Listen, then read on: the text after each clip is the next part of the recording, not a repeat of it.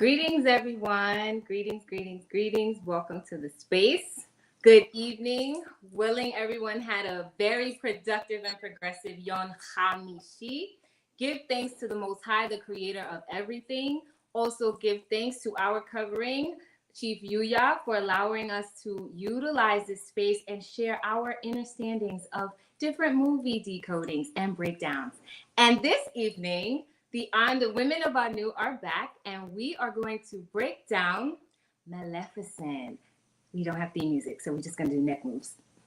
Maleficent. So we will willing everyone comes into the space. We are welcoming you as you come into the space. Peace, Imanaya. Peace, Chief Yuya. Good evening. Give thanks. We are loud and clear. So as I said, we are breaking down the film Maleficent. Which was released in 2014. And so some of the themes that we, pulled out as we were deliberating and going over this film, there was several. So the theme of separation, or that idea of being set apart and the importance of being set apart. And protection, why protection of people is necessary, especially when you have a nation. And also transformation. There were several moments of transformation in this film that we thought of, and many more, but those are just a few of the main themes and symbols that we pulled from this movie. And so now I'm going to turn it over to my sister Akoti Yamina to give us an overview of who made this film, who wrote it, who produced it, who directed it, and what was going on at the time. So take it away.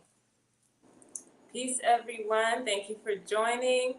So Maleficent was directed by Robert Stromberg, and you may know some of his past works like Avatar. He directed Alice in Wonderland by Tim Burton. So you can see the there's a thread that he uses that is very psychological. I'll say that. And the screenplay is by the same woman who Wolverton. I forgot her first name. I think it's Linda Wolverton. And she also did the screenplay for. Okay, guys, what is your favorite Disney movie? 3-1.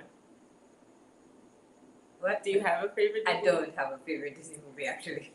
Come on. I would have to say it's 2, the second of Maleficent. Before that, I'm not a Disney movie person. Where's Imanaya when I need her? She's in the chat. She is in the chat. Yes, she is. I don't know if I have a favorite one, but I will say Maleficent was my favorite villain. Okay. So Linda Wolverton did a couple other Disney films, screenplay. She did Beauty and the Beast, she did Mulan, and she did Lion King. Where is Akizat? And if you didn't know, the screenplay is an adaptation of an opera called La Belle au Bois Dormant by Charles Perrault. And I'm going to pass it over to Ima Yakir Eden on that note. Peace, and good evening. I am so looking forward to this breakdown. So I know Akoti Yamina touched on one of the authors that told this story. And I think the interesting thing about fairy tales that I didn't even realize until I did some digging is that they're all really, I guess I kind of did know this, that they're based on folklore. And we know that was really rooted in oral traditions. It's stories that you tell your children and that you share. And so when pulling the thread on Sleeping Beauty, what I found is that it kind of traveled. And I'm sure it went further than what I found, but it traveled around Europe for the most part. So it started in Italy with Bastille. And that was in the 1700s, right? The 17th century, I should say. It was the mid 1600s. And he actually was, now there's a thread between he and Perrault. They were both politicians or somehow politically connected, but it seems to be a thing between the politicians and them being authors and poets and writers. And so the first version of the telling of this story was captured in what was called the 50 Zestful Tales. And so the point is that these were all short stories and they were often lumped together. So how we have these, hour and a half, 2 hour epics, these were actually like really brief tales. And most of them some sort of cautionary tale or with some sort of moral at the end. So it goes from Italy with Bastille in the 17th century to, France in the 18th century, and that's Charles Perrault, which was touched on. And the portion that he goes into was actually all captured in the text called Mother Goose. So I remember Mother Goose, but I also do remember Mother Goose and those fairy tales all being in a larger body of work. And maybe I'm like aging myself because that's not how they were when I got them for my children. Like they were each in individual books, still packaged together. And actually, no, I had the board books and they were separate, but I also had and I don't know, maybe I'm the only one. So y'all tell me, did you all have them where they were all in one book? I only remember the golden books. The golden books, the board books. Yeah. I have both versions, but And then have pages like cardboard, like really. Yeah, the board books. That's what I was referring to. Oh, okay, that's what you call them books. So yes, I remember. Yeah, you couldn't bend them. So Yeah. I was myself along with you. Yes, and now I see y'all leaning in over there. What you got? Yeah, I had both. Until I got older, I had single ones when I was younger, and then when I got older, I started reading the Grimm's collection. Okay. I think I remember those little golden books with the little golden bonding on the side and so on. But if I've read anything with multiple bits of culture together, it has never been those folk tales. It's always been either African folk tales or I've never seen those together in like one anthology or so. Yeah, and I do see in the chat, Chief, you're saying those books that had all the stories were printed in the 1950s. They weren't alive yet. Well, we weren't alive yet. Carry on.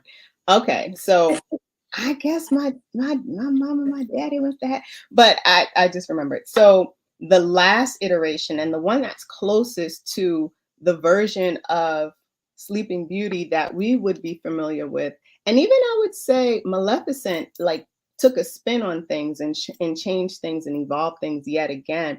But that was, as referenced earlier, the Brothers Grimm. And the Brothers Grimm were actually two brothers. They were the eldest of 5, and their names were Jacob and Wilhelm. And they were out of Germany. And so they were the final adaptation. And the story was really taken and simplified so that it was just made really, really simple. And a lot of the pieces that I'll probably get into when I go through Maleficent, the second Maleficent in a couple of Strongs, they don't get into a lot of the gore. And there was I'll just say, in a really brief tale, there was necrophilia. There was weird sort of locking children and mothers up and then feeding them to kings and then people being burned. There was a lot in a really short fairy tale. And then you took that and we get Sleeping Beauty. So it's an interesting, I don't know if I want to call it an evolution or maybe the story devolved, but I'm glad we're not talking about that original version of the story because it was pretty ridiculous. Maybe a little whitewashing. I don't know. They made it a lot of them very innocent, right? Like even Cinderella, doesn't she cut off her foot in one of the folkloric tales? Yeah, they made them very baby-like. You said something really key about the authors being politicians, and it made me think of, we've been having these conversations of propaganda. They didn't have TVs back then. So where do you influence people in your writings? Yeah, definitely. I think the Brothers Grimm did that. Like they actually traveled all of Europe and collected all of the different tales and fairy tale, well, folklore, and folk tales, and began to clean them up Mm-hmm. and make them, which is interesting because if you think about, what folklore or folk tale is, it's like oral tradition or cautionary tales for a particular time for particular people, and then they carry it on. But for them to travel around Europe and collect all of these stories, and then of course shift and adulterate them, perhaps, um, they then become the owners of the tale, if you will, and can Yeah. put their spin on it. So yeah, definitely some propaganda, and we'll dig Yeah. into some of that. Yeah.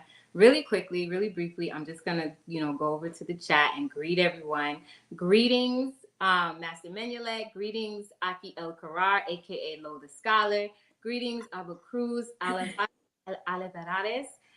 Greetings, Jeremiah Mind. Welcome. Peace, Anu Radio. Peace, Safta Arlene, Safta Ahava. And I think we're caught up. Give thanks, everyone, for being here. Aki El Karar, Lo the Scholar, says Euro folklore is grim, dark, especially Eastern Europe, if you ask me. Absolutely. And And if then you I see, oh, go ahead. go ahead, go ahead. No, and I see Chief says, could we see Disney's 2014 was the last adaptation because they did Sleeping Beauty in 1959, which was the remaking of Sun, Moon, and Talia, and Sun Moon of 1634. And Sun, Moon, and Talia is the quick and dirty story that I just told you. So so I don't know. I wasn't even gonna get into it. I was gonna wait. But Sun, Moon, and Talia, I'll just say, look that story up because it's literally, Talia is the princess. She's there was a foretelling of what will happen to her. And that foretelling was that she'll get a grain of flax was going to be spun and she'll be pricked, and that's what will put her into a sleep-like state. But they thought she would die. They didn't know she was asleep. Now, a new king discovers her and finds that she is so beautiful that he lays with her. She's Oh, dead. She's dead, y'all. She's dead. Okay, let me say it one more time. She dead. But her daddy, the previous king, just couldn't bury her or burn her or however they would have disposed of the body. So she's just like laying in a room in the castle. The new king finds her and is like, she's so beauteous. I'm going to pick her up and I'm going to put her in the bed and I'm going to impregnate her. Fire for that. I am going to impregnate her with twins. it's interesting. It's insane. Like, insane. It's really dark stories. And then there's that thread of the sleeping princess. The sleeping beauty was not the only sleeping princess that they just could not bear to bury. And someone, even though, I don't know, I didn't go too deep into Snow White, but pretty much is kissing on a dead body, something similar. So yeah, Disney. Yay. I wonder if the death is not a representation and may not be necessarily physical death, but the death of the mind, maybe. I'm just, thinking about death. But I definitely think it's significant that these stories are so gory because they're now trying to augment or hide what is truly European history, right? Because if these stories are a reflection of real life and a retelling of stories, some people call them even legends. So then you're telling us about, parts of your culture. Yeah. Yeah. And I do see, to Chief's comment, so these stories were intended for adults. And it was the Brothers Grimm, pardon me. And it was the Brothers Grimm who, no, first it was Perrault. Perrault actually began to make the language more plain, and make the story a bit lighter. And that was to entertain his children, actually. And then it was the Brothers Grimm who in title, the German version of their title translated in English to children's and household tales. So it was almost like saying, now you can tell your babies these stories because we've changed them up even more because they weren't originally intended. And then later, when they were actually translated to English, that's when we got the title of German popular tales. But in German, the title for these stories was Household, and it was just like, yeah, now you can bring your kids and everybody shares in this. Yeah. Well, if you want to know a people, like Chief always says, study their mythology. So Right. True. Right. Oh yeah.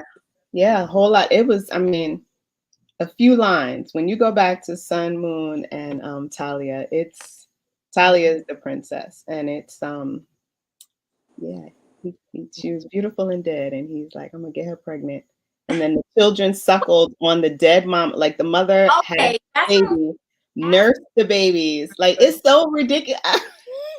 When I dug it up, I'm like, should I even share this? But well, yeah. you've opened the door, so I'm like, let me go and run tell that. She nursed the babies, and then they were found. Like someone discovered, I forget who, but someone discovers, like I think the king realized, like, oh, they're alive, and he keeps them hidden because he's got a queen, right? He's got somebody. Well, he's got many somebodies, but the queen. So the queen finds out about them and tells the cooks to capture Talia and take the sun and the moon, which she doesn't know their name, take the children and chop them up and cook them and feed them to the king. Because she knew they were his offspring. Mm-hmm. And so the cook, of course, they well, not of course, but they didn't do that. He or she didn't do that. And instead, they prepared a good meal. And she's taunting him throughout the meal, like, is this meal not the best meal you've ever had in your life? While making Talia watch and acknowledging, like from the side room or wherever, and acknowledging that, yeah, those are your babies that he's eating. Yeah. And then you're going to die too. Well, Well, doesn't that sound like what is it, Cronus? Romulus and Regis, I was gonna say, like that whole idea of the twins and children being hidden away and then moved so that the parent or whoever wants to kill them doesn't do it. Yeah, well, It was Zeus who ate his own children. Who ate his children? Cronus. No, then it was Cronus. It was Cronus. Okay. It was Cronus he was the Titan who ate his children. Mm-hmm. Yeah. All right, so we're gonna lose track of the chat. So I'm Yeah, for that story. Like I remember reading the original Cinderella story, and the stepsisters had cut off their toes in order to, and the back of their heel to glass slipper. Absolutely. Greetings, Aki Zach. Thank you for joining us. That story was cool. She says, yup, the impregnation piece was real. Rapunzel was impregnated by the prince on a casual romp. When the feminist movement of the 70s hit, there was a demand for the reworking of the stories. That's interesting. Yeah. And he says, greetings, Brother Zach. Rapunzel belonged to the street. She was a public woman. She put them straight. We're gonna pull all our threads. Greetings, Nadia Grace. Welcome. Thank you for joining us. Nice to have you with us. Greetings, Master Menulek. He says, I remember the Little Mermaid's new legs felt like she was walking on glass. The Little Mermaid was a little story too. They were all funky.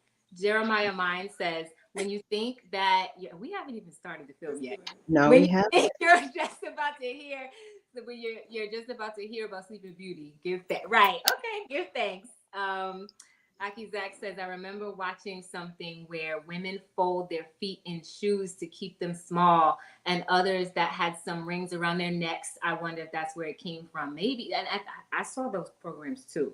I think it's in Asia. Is it Japan where they bind their feet?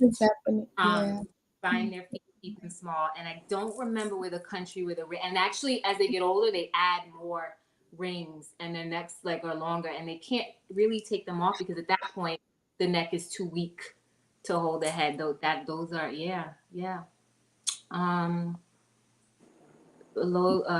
El Karar says it sounds like Medea, if you ask me. Well, it was a whole lot of foolishness. That much is for sure. I don't even think Medea. I think Medea pales in comparison because again, it was a short. Remember, these were short stories, so all of that was in a short story. And I will have to go back and look at my notes on what the moral was. But the moral was something like, um, lots of good comes when you rest, or something.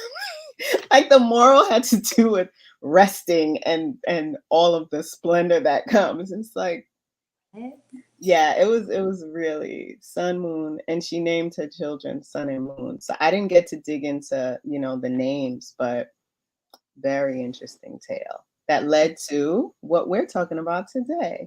Right. Chinese foot binding, yes. Yes. Romulus and Remus. I did say Regis. Remus. Romulus and Remus. Yes. Give thanks for the correction. The purpose of many. Kayan tribe are one of the tribes that use the neck rings. Give thanks on the radio. Get your beauty sleep. Is that the moral of the story? Right, I guess so. Get your beauty sleep and beauty. She says the purpose of many of the original stories were to teach adults how to overcome oppression and abuse. It was usually about outlining the human struggle and traps of enchantment. And we're going to get into enchantments and that are magical today. All right. So in we go. So we start with the film Maleficent. They actually open up introducing Maleficent. And so this is where we first see that idea of like set apart. They introduce this land called the Moors. They introduce the kingdom. And they also introduce Maleficent as like the protector. And so there's this interesting piece where we hear the Moors, right? And Chief has mentioned things about the Moors all the time. And then we see this non-melanated woman being exalted as the protector of the Moors. So that's like a piece that you definitely have to get into, and we're gonna pull that apart as we go into it, because this is where that whole idea of like when we're fed something in media, you really have to, as Akoti Maria said, know your history to see what's behind the actual visual that's being shown.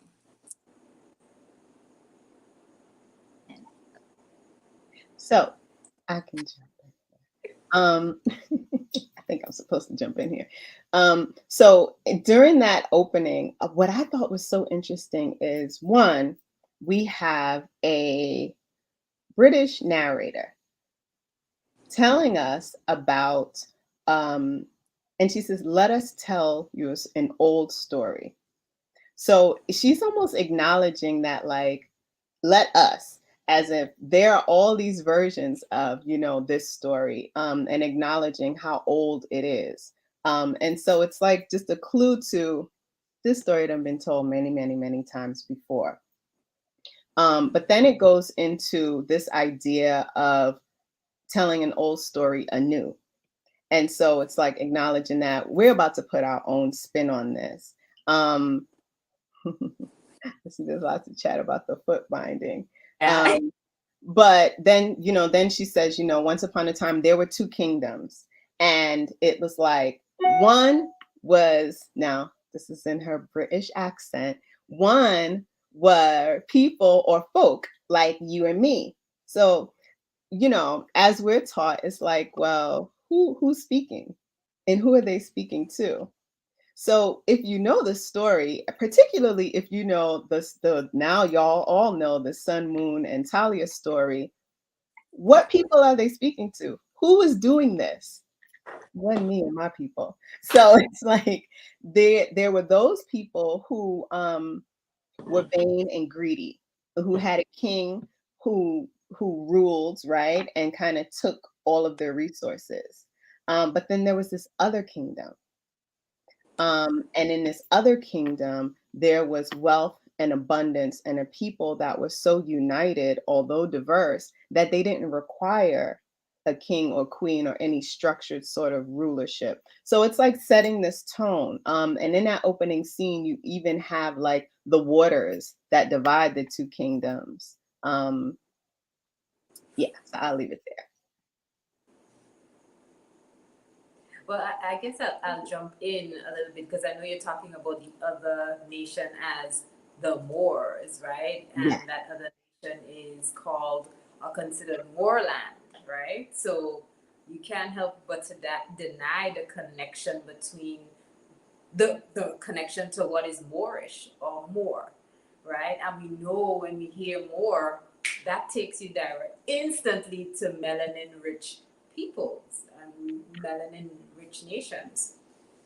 So it's and I think when we spoke about this a little bit earlier, Sister Yafe, you mentioned the distinctiveness of having a Caucasian looking leader or protector of that nation, right? So I mean, I don't know if you want to add more to that, but I just find it interesting, and it takes us to it brings us to consider the differences in terms of the the creatures that we see represented as that nation of Moors or Moorish people, and we have to, there's a connection to magic and enchantment and Mhm. what is different and what is separate from the rest of the world.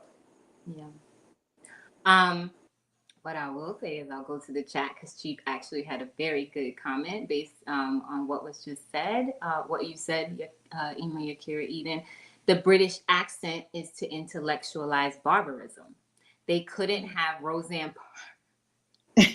They couldn't have Roseanne Barr or Larry the Cable Guy as the narration. That would be too obvious, right? It's like we gonna show y'all where we really came from. Like, well, I don't know if that was Larry the Cable Guy. Maybe that was Dog, the bounty hunter. I don't know.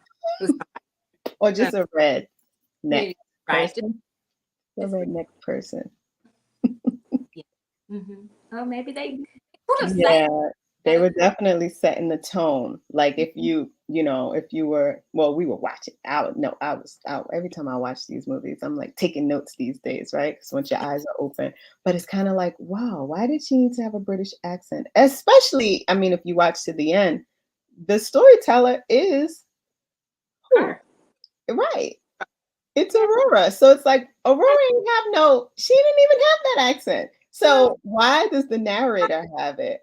But it's to kind of almost say, you're us and we're you, and this is our story. Yeah. But as you listen to this story, if you are Moorish descent, it's kind of like, no, I know where I know where I'm at. And it's not in the kingdom with the greedies. Yeah. It's that writing. It's where it comes from. Like, we're gonna change it, and then when we tell the story, like in these, modern day films, we're gonna put it in these British accents because, well, if you live over there in America, like you came from us. So if we put a British accent on it, then it has to be historical. It has to be legend. It has to be true. Even though it's fantasy, you might think it's real somewhere, right? But the truth is, it is real. But you stole it and you adulterated it. Yeah. But those British roots come from Eastern Europe, so it's not really far from the truth. And I noticed that Aki Zach said, I thought that young boy was a pagan when he said where he was from. My theory kind of no, it doesn't match. But what I was thinking, Aki Zach, was that what's his name, Stephen, Stefan. was Stefan. Stephen represented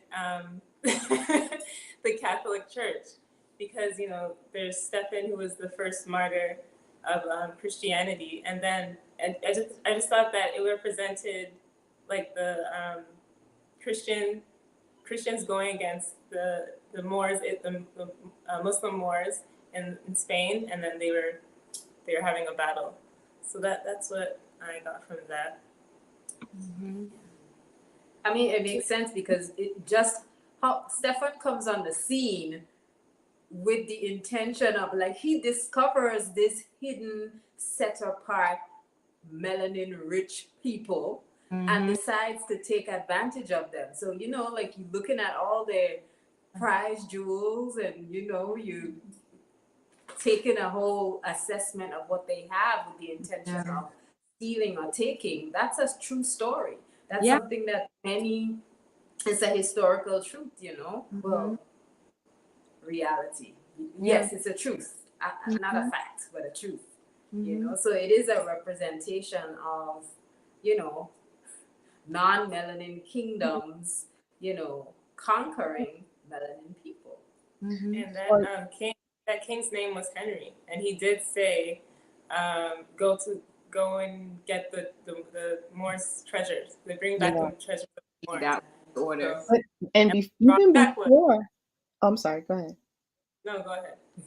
But even before, the king sends them off to go take all the treasures, there's in the opening, there's an acknowledgement that there was envy, right? That the folk, right? That she was saying we all were, that, those folks, they were envious.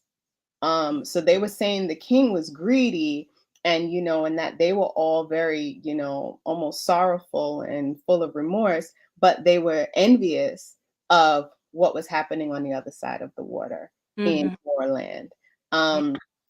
And even the idea of more in a different way being abundant, right? Or they have more than we do.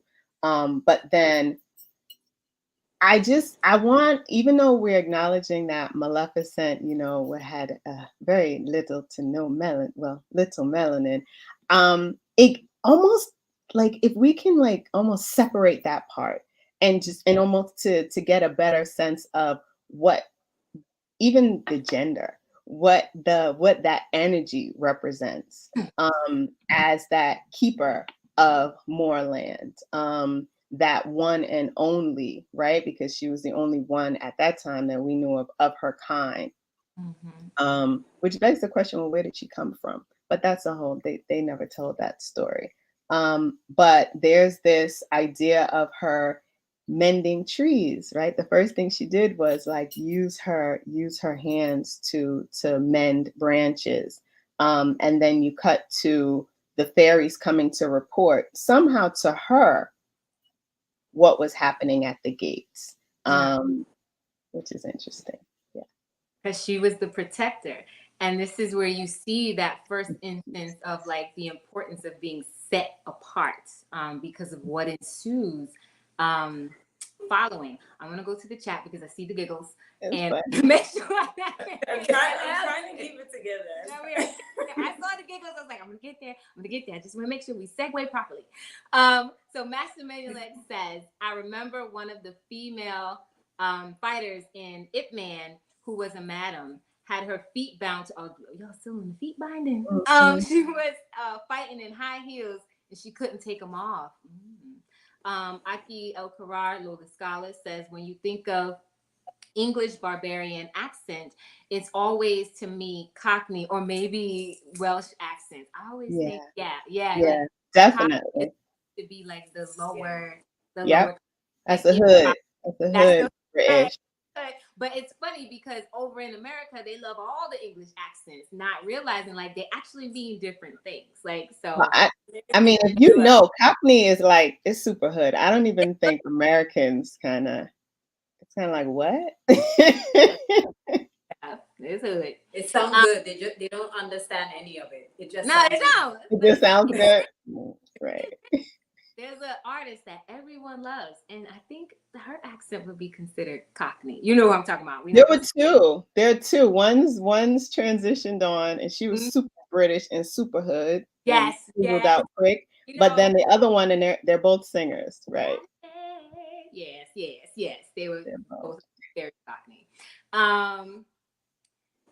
Aki's said, Chief said it, you better keep that library on deck. This is so true. I don't know about y'all, as we're going through this, I'm like, he just said, like, make sure you go and have all your information in your own place and not rely on outside and external, source. And I was like, this is why. Because, like, it was like a lot of, as we're researching and finding things out. Even when we discussed, like, the first parts several songs ago about Maleficent, and we were like, and what do the horns represent? And it's like, oh, we had all of those, like, aha moments. So even the build up to these breakdowns can be enlightening and fun. This is enlightenment and transformation. So Safta Ahava, Arlene Adams, says the young boy came seeking friendship, as they always do, waiting for a chance to steal. what would advance his own cause exactly right. And we're going to get into that. Let me just catch up in the chat.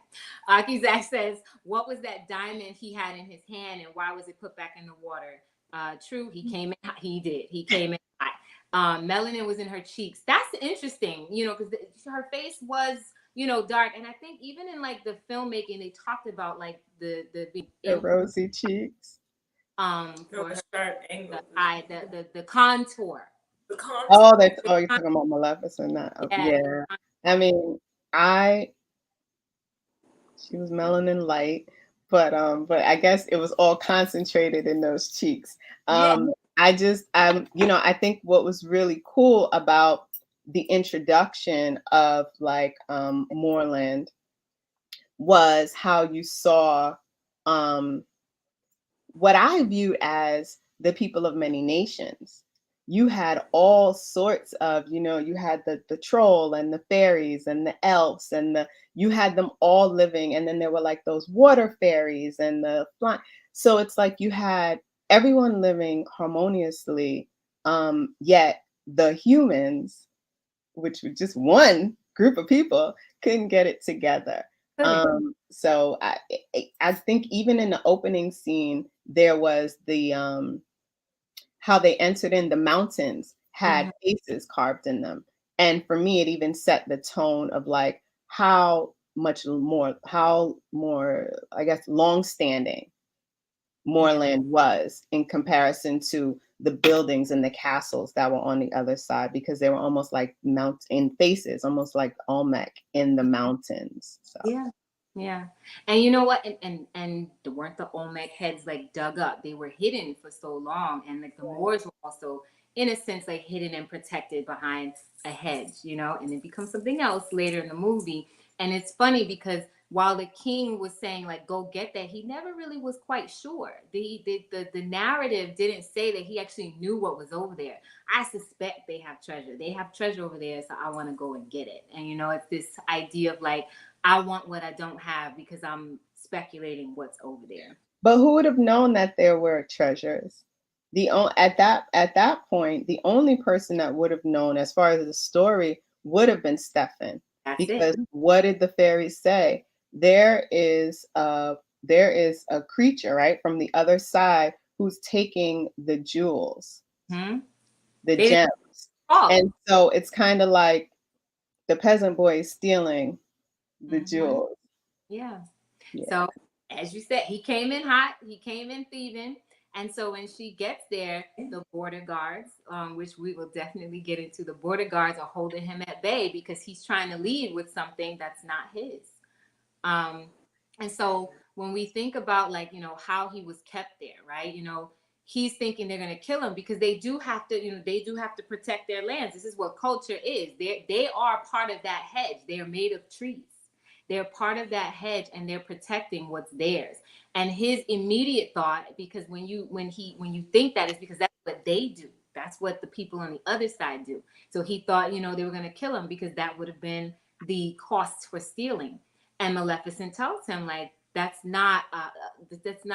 stealing is not a high enough price for death. Like, you know, we don't kill people for stealing. And then she just takes it and puts it back. The interesting part about that scene is the border guard, are the border guards, and you know what they look like, them being part of that hedge to protect what is precious, to protect the people of many nations, and what they look like. And we had this conversation of them looking like something very familiar that has been referenced before. Anybody? Come on with it. I'm cool. The trees have always, and these trees in particular, represent to me the Nephilim.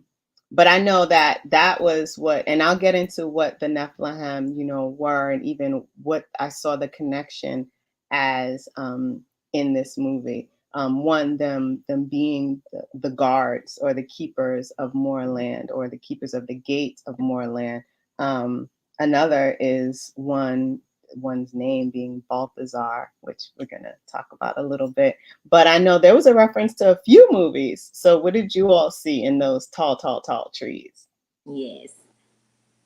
Well, so first of all, I actually connected them to the idea of gatekeepers, and that was just fresh off of Chief speaking about the idea of Levi being gatekeepers, but also priests, and like the priests are upholding standards and law and other things. So I saw them as that.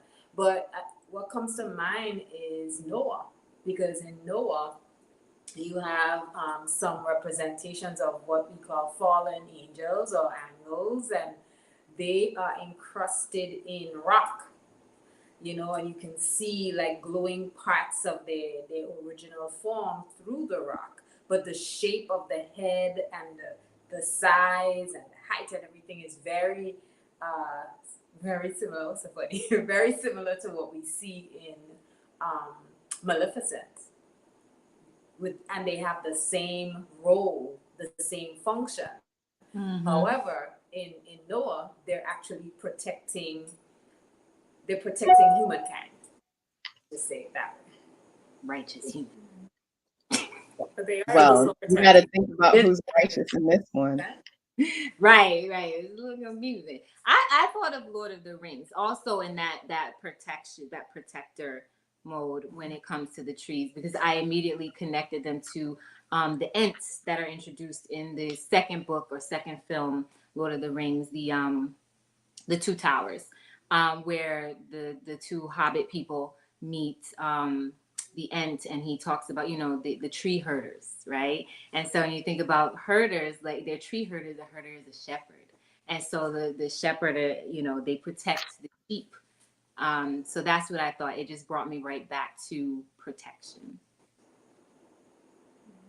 And then there was the idea of the names. We had discussion on the names that were mentioned for the trees. Yamina, were you saying something before? No, I was saying, Sister Maria said they were protecting people, but they're also protecting a certain area in Noah. But we're going to get into Noah next strong, so. There's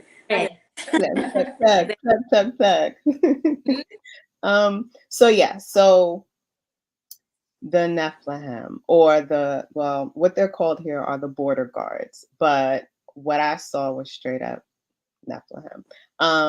And for those who, I'll just give the reference from Genesis 6:4. It says that the Nephilim were referred to as the mighty men which were of old, men of renown. And when you dig into the idea of being renowned, there's this connection to like a fearlessness, or even that you're going to fervently protect and defend, and who or what the Bible, at least in Genesis, describes as the Nephilim were the children of the Elohim. And if you don't use the King James Version, it says the children of God. But if you use King James and then you go to the Hebrew, it actually says the children of the Elohim. And those children, those fallen children who lay with the women of Edom, so Edom's children, Edom's daughters in particular. And it's laid out like plain in the Hebrew. It says the children of Elohim laid with the daughters, or the branches of Edom. And so it's kind of telling you that it's like these two people come together, and the Nephilim were created. And so therefore they were super tall and very big. And even to some degree, there was a usefulness per scripture, where the Elohim says, well, man is only going to live about 120 years. So now we got this hybrid. So let's see what happens with them. But I digress, because that was I love the idea of the Nephilim. I wanted to add, with the reference to trees even, and you're speaking of Nephilim. Anyway, I always think about how trees hold history. So that's something that's always significant whenever we talk about trees and them being protectors, because they're their own scroll, right? Because, and I guess we too in a sense, but you can't really like the body and see that. Well, maybe you can, but with trees they have all these circles, and you can see the rings identifying or clocking history. So I think about how significant nature is in the entire film, and even her mending the trees. When you spoke to that, there's this beautiful exchange that's happening with the nations and the environment. There's a balance that we don't see on the other side of the bush. And I think that that's significant, especially considering the other side is the human, right? And then this side it's more, so maybe it's, above human, Yeah. It almost seems like they had an agreement, Maleficent and the trees, because when they're even later on, we'll see when they're battling, like they nod each other, Yep. Yeah. That head nod, like, like I got you. That's all. That head nod, like, Yeah. They bowed. They bowed, which was interesting. It was a bow to her because she actually commanded them, which is why I'm suggesting that we remove, the melanin only being in the cheeks and even her gender, because she specifically, when we get there, well, I'll just say, like, when she said first, she commands the king, like, go no further. Like, she doesn't even. Anyway, I don't want to skip ahead. I'll just leave it there. you're fine. So I'm gonna go to the chat real quick because it was moving. So, Master, okay, yes, okay. Master Menelik says the treasures gotta be there because we already extracted all the resources from our side. That's Right. Point. That's right. Good point. That was good. Yeah. Hockey's back said, I just saw a tall tree. Okay. Well, we'll believe. Plain and simple. Plain Right. He was classically handsome. The tree? Yes. You'll see. He clarifies. Okay. Subconscious mind. I think I'm behind. Master Menelik says, I thought of original people when I watched that part with the subtitles. Their speech was described as speaking native language. Yep. It's interesting. Sometimes when you watch the films with subtitles, we talked about that when we were watching like the Nigerian films. Some places they'll actually give you the language, and then some they won't even try, and they'll be like speaking native language. Right. Yeah. Point. I think what's interesting about that part, about them speaking a native tongue, to me, it spoke to a level. Like, I'm not even going to speak that filth that you call English, right? Like, I'm not even going to, like, I'm up here and I'm staying up here, because the others in Moreland understood the trees, if you will, or the border guards. And there was clearly they were clearly able to communicate back and forth. So it almost for me denoted like, no, we're going to be clear about who's who and what's what. Yeah. So yeah. Even though they like understood an elitism. I'm sorry. Go ahead. Even though they understood English, they understood what was right. That's what I'm saying. Like, I'm not even gonna speak that filth. Yeah. It reminds me. Also, I was just gonna say, it reminds me of what world leaders do when they go to a foreign country. They do not speak. Even if they know how to speak and they're eloquent in English, they don't speak. They speak their native tongue. I find that interesting. Talk to the translator. He can stoop down to it. Talk to the translator. Dr. Howard says, I really appreciate how all of nature was alive and played a role in defending the land within their kingdom. Nadia Grace says, Aki or Maria, that's an interesting reflection. Aki Yamina, that's you? Aki Yamina. No, she said Akiot. She meant to say Akiot. Oh, sorry. Akiot Maria. That's for you. That's an interesting reflection on trees, vines. I'm always drawn to scenes in movies that have roots and vines that are alive and vibrant. we see all of that. Like when she goes through her changes, like the vines just kind of bend to her will as she walks. Like that was really interesting. Oh, I see Akio. Really interesting to see. So now they play in the NBA. I don't know what's happening. Well, he's saying so the Nephilim are now the NBA. Right. Like that's what Yes, he's true. Right. Exactly. perhaps. I Um, don't know. for the Nephilim were on the earth in those days, and also after that, when the sons of Elohim came in unto the daughters of men, and they bore children to them. Give thanks, Naya. That some were mighty men that were of old. The men are noun. Most of Maleficent's speech was a command. Yes. Yeah. Mm-hmm. She can, yes. So the king go no further. Mm-hmm. And when he said, I don't listen to women, that's when she said, come and stand with me. Like that's all she said. Stand with me. And then here they came. Um, Pastor Man said, I also saw the two kingdoms as a divide between heaven and earth, or order and chaos, and what happens when they meet. Like the friction that happens at their borders. And it's always at the border, like where the two kingdoms meet. Like there's never this infiltration to either side except for Maleficent, right? You know, but we'll get to that part at the end. There's not this infiltration. Side note, why make a language if you don't even have subtitles for it? Gotta be some British Roman. They don't speak English, so they must be barbarians. BS, right? And we know that word barbarians came from just someone who wasn't like you, who wasn't who you didn't understand. They had their own culture. They weren't barbarians. It was just made up because you didn't understand. Good point.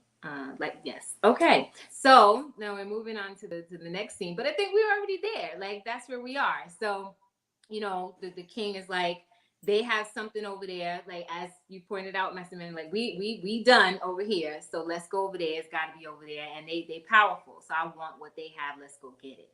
So now we have fight scene. And this is where you see, like, you know, she commands as the protector, like she commands, you know, all of that is surrounded within and connected with the Moors and know that land of many nations. So wait, because there was more. Before the king, right? So like Stefan, he comes to steal jewels.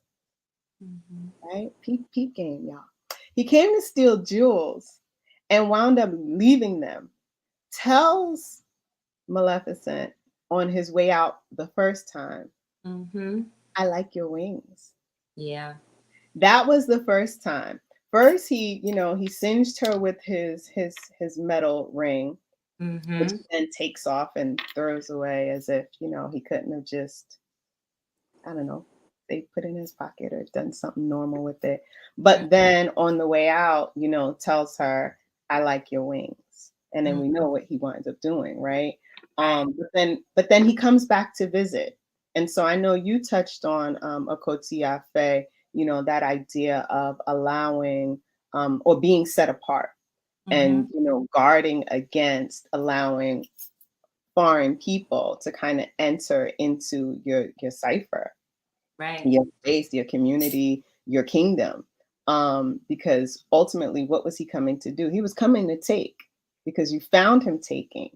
That's what, and he knew that the punishment in his mind, he knew the penalty for taking was death. Even though this kingdom was so righteous that it was like, no, we're not going to kill you for that. You just put it back. Like we're not the barbarians. You are, right? Right. Yeah. And this is another piece of that being set apart and the need to be covered. She's by herself, and when they meet their children, and this is the part where it's like it's key to be that hedge for our children, because maybe had there been an adult Maleficent, a fairy, an adult fairy, they would have been able to give her that history and background. This is why we don't mix. This is why we don't do that, because they're different from us. Chief has recently spoken several times about that idea of being in proximity. So what happens is when we're in spaces with different people that are not of our culture, not of our nation, like you end up kind of linking up with them, you know. So you'll get married to the girl down the street or to the man down the street because you're in close proximity. So they're in neighboring kingdoms, they're in close proximity. So, and the narrator, our British narrator, says, like, you know, he doesn't leave with the jewel, but he leaves with something far more precious. Yeah. And we know what that is, right? He leaves with something far more precious, and it's because she did not have that proper covering to say, nope, this is where it ends. Once he goes back through that hedge, it's over. And so the door was open for him to return, you know, and come back. And even to that point of like the iron, you know, we were talking about like the iron and whatnot and what the importance was. I'm going to hold it because I think Akoti Yamina has something about the iron, right? No, okay, so then I'll release it. So Akoti Maria, you did do the class on alchemy, and iron is one of those elements, you know, that come across in the table. And the symbol for iron is also similar to the symbol for male that we use, the circle with the arrow pointing upward. And so that iron is masculinity. So it's interesting. This is where we see those first bits of feminism, those threads. Iron burns fairies, right? But the iron is burning her. And so it's like, so what happens if she can't be penetrated by masculinity? Then she's there by herself. She's the queen of the roost. So I'll just leave it there. I'll go to the chat. And Master Menelik says, okay, we did the native, but we can't be barbarians. We speak the Queen's English. Okay, if you want to say so. Aki Zach says, Chief has said before, you want to be a billionaire, you got to kill something. Right. Chief says, you speak of a covering. It was Angelina Jolie's child who played the younger Maleficent because the other Disney child actors found her costume too frightening. That is very true. The young, I think it was Aurora. So when she gets older, she's the child, which we'll get to. The child is like 3 years old, and she's like, "Hey, beastie," you know. That was actually her blood daughter, Eve. I don't know. I forget what her name is.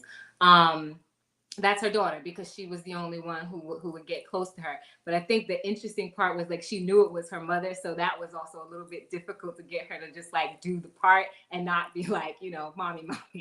Nadia Grace says they don't want to remind us how important elders are to ensuring that young people can maintain culture of any kind. Yeah, she was out there. She was the protector, and she was a sweet little girl. But you need that hedge, you need that stewardship, you need that leadership, you know.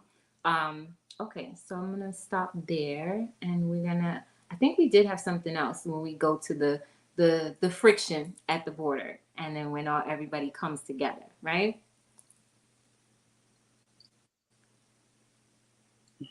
I wanted to actually, because I keep thinking about the idea of them infiltrating an abundant land. And just Stefan's very response about, you know, making the assumption that and I'm going back a little bit, sorry, but making the assumption that they would execute him for stealing, it comes from a poverty mindset. So I was just like thinking about how there these two aspects to abundance that we see, the poverty mindset versus the abundance. Like, it's here and we're not going to take your life, just put it back. Mm-hmm. You know, just replace it, put it back where you got it. It has a role, it has a function, and we're not in need or want of anything here, you know. But he's a peasant, and he's also telling me, this is where I'm from. I'm from a place where I'm in perpetual want, you know. But the laws are for who? The lawless. Pardon, go ahead. That was the only way he could get the power that he wanted, was to steal, because how else will he get the throne? You know, he didn't have the bloodline to ascend to that throne. Right. So. But even I think that connects back to the very beginning, right? So there was one land where they needed laws and a king and, you know, and all of this government to keep them in line. And then there was this other land that they envied that was abundant, where the people, they worked together. And so in working together, it denotes exactly what you're talking about, Akoti Maria, that everything worked together, that we don't take because we don't need, like all provisions are being made for. So yeah, it's like, yeah, it's good. And it's unfortunate that he did not see that he was actually being welcomed into a family which he did not have. Mm-hmm. And instead of, he chose the desire and out of greed. Yeah. He went with desire, and desire pain every time, right? Mhm. But he chose, out of desire, he chose to, steal the kingdom. I say steal because, like, Okay. he stole it for real. That's good. But the truth is, he was being welcomed. He was welcomed, actually. I don't know what I just said there, being welcomed. I don't know. No, he But was. he was That's a good point. found, and without question, I think with maybe the exception of the border keepers, because they know funky when they see it. Exactly. I mean, even the idea of, coming to visit for all those years, right? As they grow into their teen years. So it's at 16 when he gives her a kiss, and then that's it. Like they don't see one another again until he shows up with his special satchel of juice. Juki juice, spooky juice, what I call it. With the Roofie juice. Rupee. Roofie juice. I like Rupee juice. I had a joke, but I was like, I am not going to use I that know one. exactly what joke you were gonna say. All right, I said, I'm not gonna use that one. Yeah. I had a, I don't know if it was. But yeah, his greed almost. I know we were talking about mirrors, and his greed almost mirrors, or Maleficent's like desire of revenge almost mirrors that greed that he has, because they're going on this. They're actually traveling the same path at one point because of spite. So I noticed that, and how she transforms instantly, like when she's violated, everything transforms. And the darkness comes, and everyone feels it as well. Yeah, everyone. Yeah. It's that idea of like, casting that dark shadow because she's gone through something so traumatic. She's like, I feel it, everybody gonna feel it. And even the trees, they're like, oh, okay, this is what we doing? All right. Everybody bow. Get down on your knees. Bow. This is what it's gonna be. It speaks to it speaks to that idea of love, which is love is a connection. So there is that abundance, and things are abundant there because there's balance, but there's balance because everything is interconnected. Yeah. So yeah, there's one perspective of seeing someone willingly casting that shadow on a space, but maybe it is that there's so much interconnection. It's like, I don't know if you've ever seen documentaries about fungi, right? They affect, they're like the network within our own bodies, like our nervous system underneath the ground. They're like connected to everything. So they can actually sense when there are other trees in, neighboring areas that are lacking in nutrients. And they actually help to siphon nutrients around. I know it sounds like, how is this connected? But it is like things are so interconnected that one entity within a community is affected, and everything else is able to reflect it, or actually identify that there is a shift or a change. Yeah, as the covering. Sorry. Go ahead. As the covering of the Moors, as she was, and I know that's kind of ironic that she's the covering, but I know we're going to touch on that feminist aspect. But as the covering of the Moors, it kind of relates to what you're saying, because from the headship down, everything was affected. So. Yeah.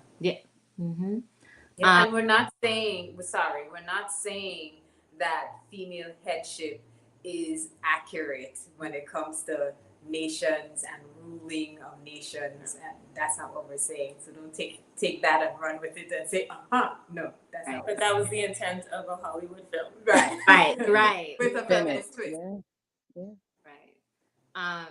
Just really quick into the chat. Aki Zach says that explains a lot why older actors in their teens and mid-20s are in therapy too, right? They're moving around, and a lot of times it's because their parents are like shoving them in front of cameras and living vicariously through them. So that covering is not really there because, you know, mom and dad are having fun too. We see stories of it all the time. Family Matters, you know, little Judy went upstairs and never came back down, and she came back out and she was a stripper. So, you know, it happens all the time. Chief says the look is an old one for. Who is playing Judy? I don't even want to know. Like, that's a behind the scenes question for later. I don't know what you're talking about. No. And Mina is like, what? And I'm like, what is she talking about? The sister from Family Younger sister. She went upstairs one episode and never came back. Miss Mary Okay. Behind the scenes. Tell me later. This look is an old one for Disney. Look at the demon on Bald Mountain in the movie Fantasia. Her costume was just a Baphomet representation. Talk about those horns. Master Mimic says the big black devil. Imanaya says he told her he was gonna be in the kingdom, so he was gonna do whatever it took. He was gonna be the king. Yeah, he said he did. He told her he was letting her know these are my ambitions, and I guess for those people that makes sense. That's how they move. So those would have been his ambitions. And again, this is the importance of separation and being set apart because our goals and what we do don't match. So then there can't be. It's that idea of culture. When there's two warring cultures, only one is going to win. And that's in Solutions for Dysfunctional Families. When there's two warring cultures, only one will win. Make sure you head over to www.anulifeglobal.org and look for the books. Or you can go on Amazon.com. Chief says, the age of 16 is always used because that is the number of frailty. It is considered that 16 represents us being close to the abyss of flesh and darkness and very susceptible to a fall. Oh, I did not know that. Big thanks for that. The darkness overcame everything as she walked through. It did. It was literally, you could see what was physically going on within her, I would say heart and mind, you know, was exuding. It literally was just like covering everything. But sometimes you gotta go into that darkness to then be transformed and come into the light.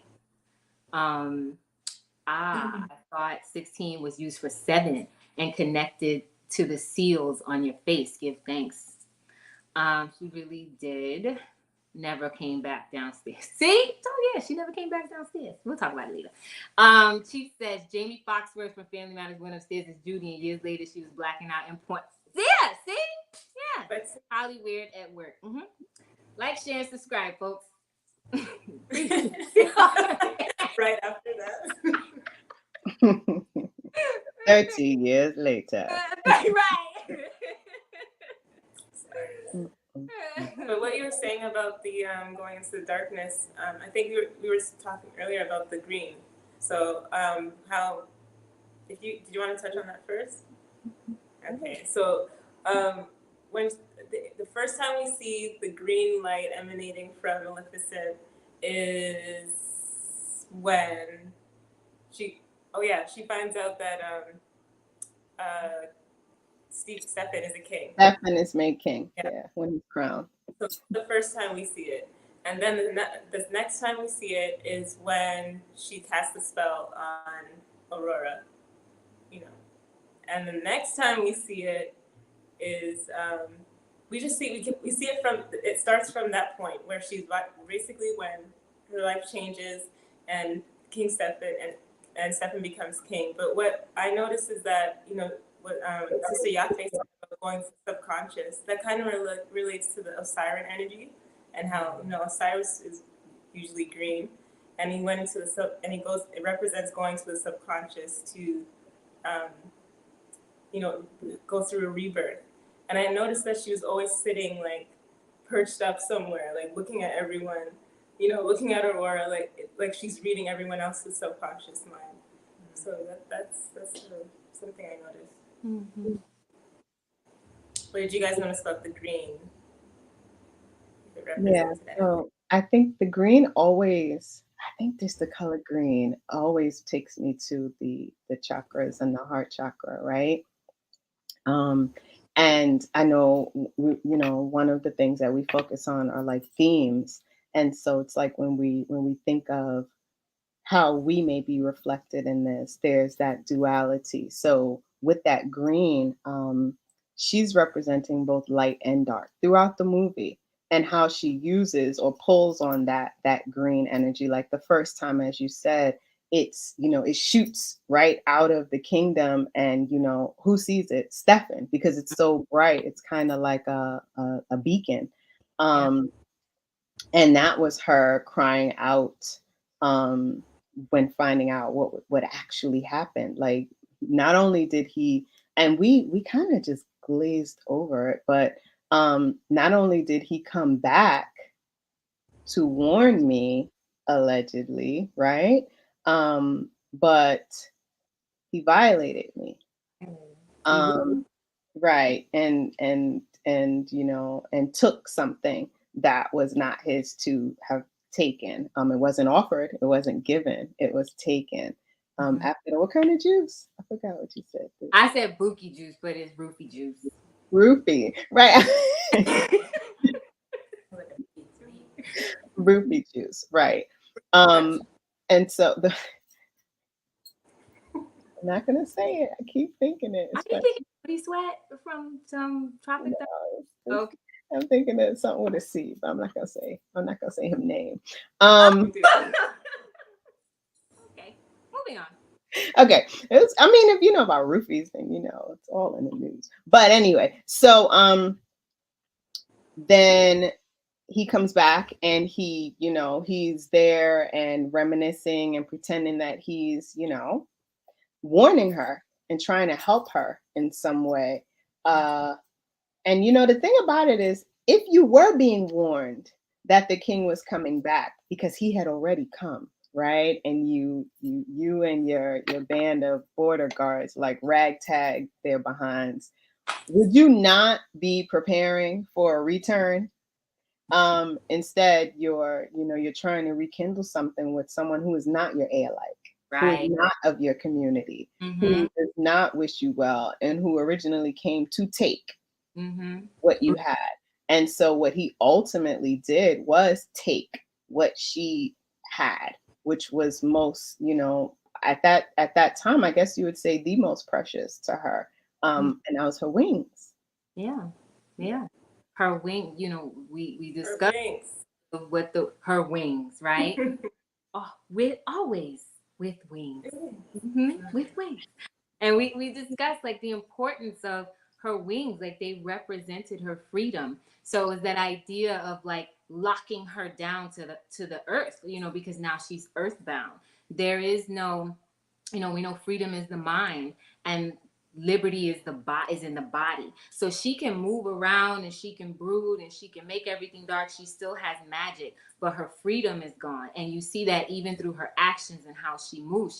She's her heart is off kilter. There's no levity in her heart. Is unbalanced. And then her mind is consumed with revenge, right? And we talked in Kama Sutra last strong, where Tara tells the Raj, like, I don't love you enough to hate you. So then we see, like, there's something there, because the anger is so great. So there you can almost tell like there's still some feelings there, and we see evidence of that and how they interact with each other later in the film. And kind of as she moves, but I don't want to glaze over because like we're moving kind of fast. I want to make sure we hit everything. I actually thought that like the idea of her freedom, she thought, and maybe this is from the ANU perspective, she thought of freedom like, like was held within the wings, but it is in her. I mean, we're talking about her transforming, right? When the hymen was broken or her wings were torn, right? But then we also see a shift and a change when our Aurora comes on the scene, because Right. now we see her caring again. Now we see her. So then is freedom was not in her wings, but in her connecting. It's really in the mind, because now you see her building and developing a connection with Aurora, who I think she also sees as a part of herself, right? A piece of herself. Like she could see. I think she may even be reliving some of her own youthful playfulness, but her youth as well. Because remember, we see her in the beginning. We see her joyful and really just being, I'll say free, so to speak. So I definitely think there's a portion of the message in the film is that the freedom can't always be tied to the physical things so much. Just correction. She said she wasn't earthbound because she was still able to transform herself into a dragon. So. That's coming in too. Yes. Stay tuned. Too strong. There's something that Jeremiah Mind says, and he says, seems like a metaphor for Eden and the spiritual makeup of a woman, like the image of the inner realms and its nature expressed in the physical, the mind, body, and spirit. Yeah, I thought I saw Eden in like how Moorland appeared in contrast to the village itself or the other kingdom, because I don't think it was ever given a name. At least I don't remember. But it's like the other kingdom was dark and dank and barren. I mean, there was grass or there were meadows, but it wasn't lush. No. And there wasn't an abundance of colors. Like everything, even in the castle, was very dark and dim. It was really gloomy. As opposed to, pardon? Sorry, I said it was dead. As opposed to what you had, on the other side of the waters, which was much more lush and abundant. It did speak to like, Eden. Yeah, and I think that's where we get that sense of awe, right? Because how many times when we see visuals of something that looks so lush and so green, it's like, oh, I wish I could go there. And that's that sense of awe. It takes you out of where you currently are. It puts you in another realm. And I don't know, that's what it did for me. Whenever I see images like that, it's like, oh, that's amazing. And that's that sense of awe that you need in the film. And that those are the things that kind of lock us in, right? And that's what caught Aurora's attention too. She had that sense of awe when she woke up. She was like, she was playing with everything, and it never subsided. Like she always had that sense of awe. The sense of wonder, the childlike sense of wonder. Yeah, and I think something you touched on, Akoti Maria. I wanted to just go back to that idea of Maleficent, viewing Aurora or Beastly as her child.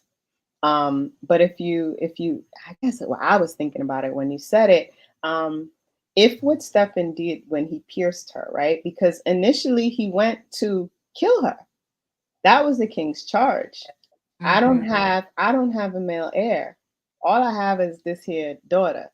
So when I die, somebody can marry her. And he didn't even say marry. He said, look after her, care for her, and they'll have the kingdom. They'll own my crown. So that was the charge. When Stefan went, he went to slew her. I had to say it because it came in my head.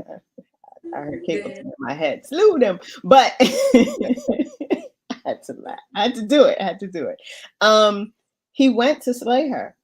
But couldn't for some reason. But then, right, But instead, that's when he decided to still pierce her. Or as, or I think there are so many ways to kind of denote it, but I'll just say, cutting her wings was like removing her innocence Mm-hmm. and taking Penetrate. He raped her. He raped her. I was gonna say, Chief said you were being soft about it, and as Chief said in the chat, the cutting of her wings was falling completely into darkness as a result of being raped by a human. Now powers would come from shadow and hatred. Mixing bloodline weakened her. right. That's And that idea of the mixed bloodlines is what I was, well, that was what Aurora represents. Aurora represents him piercing her, and this being the offspring that comes out of that initial act. Which I, in the mental health field, but I think it's like relatable even in movies. Whenever there's like a child that's a product of a rape, there's often the question about, an ambivalence at some point about, the origins. And so when I thought about that, I'm like, man, I wondered what the irony behind her calling Aurora beastly was, considering Maleficent would be perceived as the beastly one. But if I love you, but you're the product of this rape, right? And I was a virgin, then that could also speak to why I'm gonna love on you, but it's like I'm still gonna call you beastly, and you're not gonna understand why. So Yeah. And the beastly could relate to the fact that he was human. That's the right. beast. Like you're your father's Part of child. you're the beast that we made together. Together. I was gonna say together. I also thought, like, even though she's symbolically like the product, she's also a representation of what she did not have with Stefan. So it was almost like, is that desire still there? Like, this is why you're kind of mixed up in this hatred. But then we realize, like, she's the natural protector. Like, she has a moment of transformation where, like, she still calls her beastie, because there's still that feeling of like you're the product of something that was traumatic for me, and it'll never go away. And I haven't, and it's difficult for me to move on. So this is what it is. I want to go back. I did skip some things because I wanted us to, like, we were talking about these symbolism behind the wings. Aki Zach said, kill them before they grow, hitting one in the head and the heart and the brow. I forget what episode that was, 16. The podcast. So check out Chief You Guys podcast. Naya says Aurora was similar to Maleficent in her youth, like very carefree, Yep. Yeah, she carried that trait. She was very carefree. And Aurora, the name Aurora actually means light, right? It's and then you could even think of, and I'm not the science person, so I'm Maria, this is you. It made me think of Aurora Borealis. And it's all those, beautiful lights that, you see it, like, or they call them the northern lights. And you see them when you go in the upper parts of the globe, Alaska, Greenland, wherever. And you see, like, all the different, what? Canada. Look, she's like, big up Canada. Sorry, let me leave Canada out. That's a reason to go. Upper regions of the earth. You can see the Aurora Borealis, and they're a result of, like, different electromagnetic fields, like, moving through one another.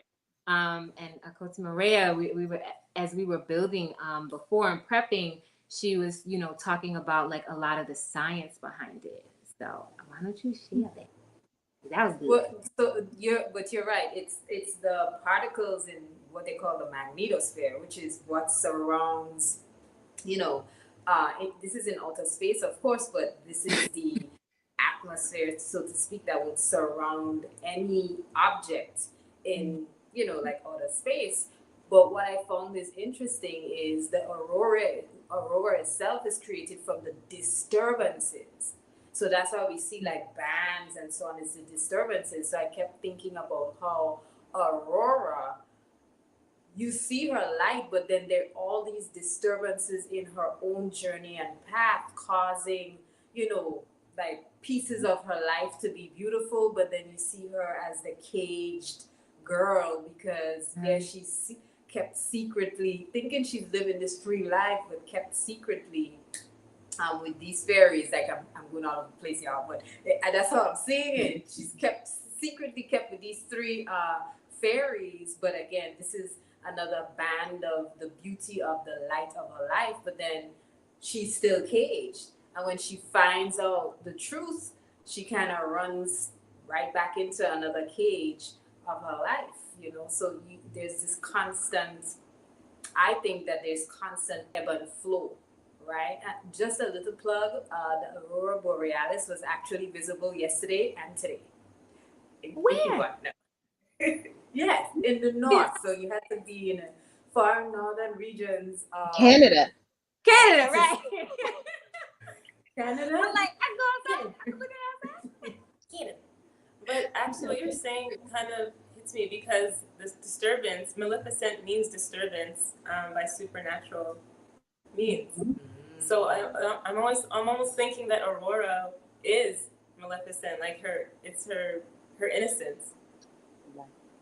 So it's an alter ego.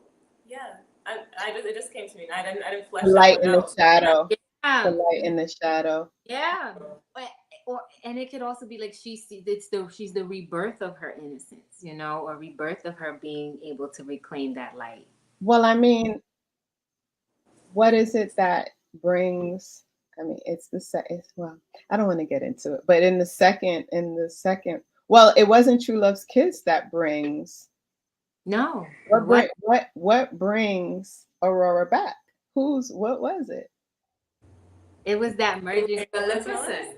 Was that Oh, come together? yeah. So it's like it's the idea of like true love, and if we're to say it's the flip side, then is it like that compassion, or that compassion towards self, or compassion towards humanity, right? That brings, or like loving oneself and then having that emanate. So yeah, it could be. I mean, Aurora was always dressed in like the white and more etheric and light hues, whereas of course we know Maleficent was all black all day. But that doesn't necessarily mean, light and dark per se, but that might be how Disney attempted to relay that across the screen. Yeah. Jeremiah Mind says Eden and all the fruits of it can be seen as the mind. Before a woman, it can be seen as her body. Interesting. I think we may have missed a part. There was a part where earlier where Chief mentioned that, and you may have read it. I don't know if we touched on it or expounded on it, but he mentioned that Maleficent and the way it was portrayed was also portrayed for youth, so that they can, Oh yes. be empowered to kind of latch on to their shadow side. And I will say this, I literally had that play out in my classroom when that film came out, because I don't know where that young man is right now, but he went totally in on the whole, Maleficent was a ticket for him to say, yes, I could, be the flamboyant, like misfit, so to speak. And it's not until after, like you're reading it, and I'm like, but wait, hold on. I actually had an experience where I had a young person who used that. They used that film to, be their coming out party or something. Oh gosh. And we're laughing, but it is so serious, because there are these subliminal messages, and subliminal marketing and so on, and the way it triggers youth. So that's nice. Well, that kind of matches what Chief just said. So kibosh my idea about being the same. Chief says, "No, Disney has you hoodwinked. You forget that Maleficent is a wicked demon. Disney has you blurring the lines between good and evil. Mission accomplished." Right. Well, Yeah, give thanks for that. Because if we were to think about the 1959 version of Sleeping Beauty.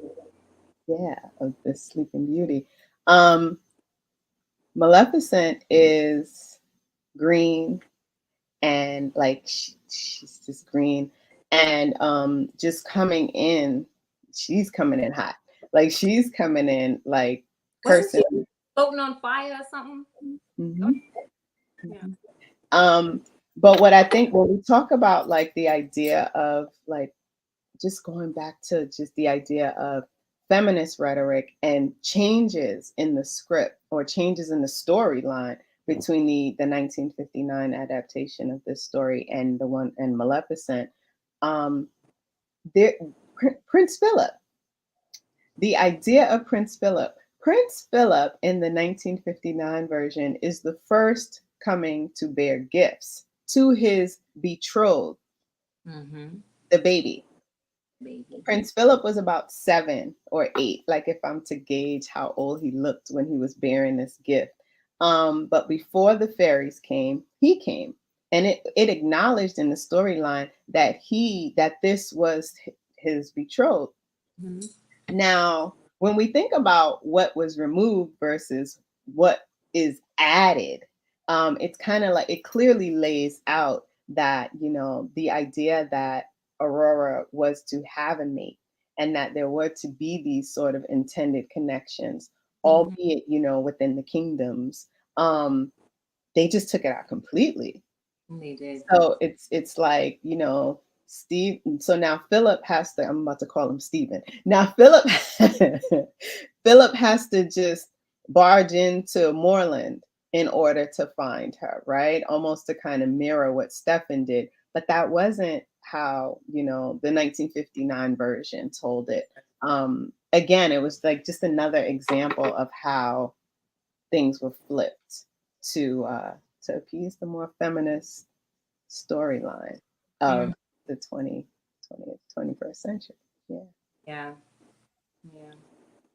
Um, Another thing about the Aurora and her name, and it kind of went into what we were building upon in this film, prepping for this film, was Aurora also being in there's different pantheons, in different cultures, and Aurora being the Roman goddess of light, and specifically like she would call forth the dawn. So and Aurora, so Aurora is like that first light, and so it's interesting enough that Aurora, like when I looked up who what are other um, deities in other systems that would be similar, and what came up was Hathor, and we discussed Hathor a little bit when it comes to Maleficent and like the idea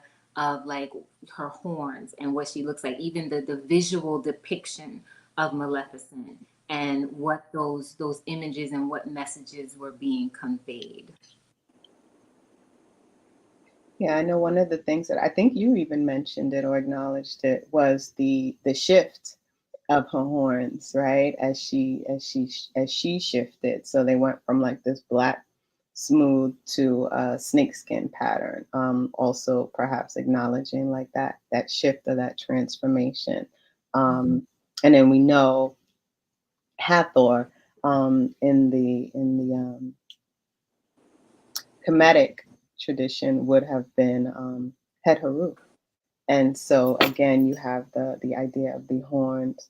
But I think the biggest difference there is you have the horns, but then you also, of course, have the first eye activated with the serpent right there. Mm-hmm.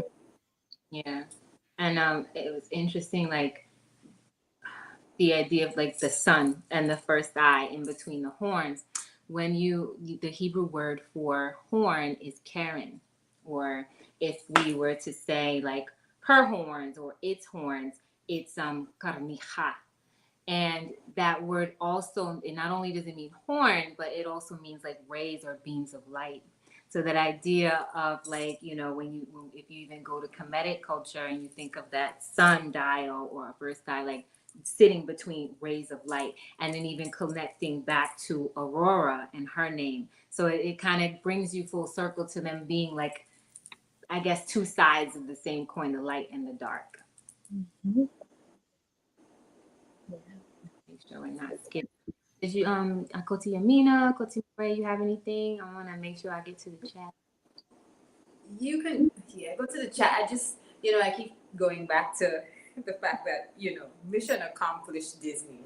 Because here we are. Right. We're doing the whole, okay, let's look at the villain's backstory. Because that's a whole new thing. The villain's backstory. What is their backstory, right? Is. I mean, it's down to the song. Down to the song, Do You Know Me? Do you really know me?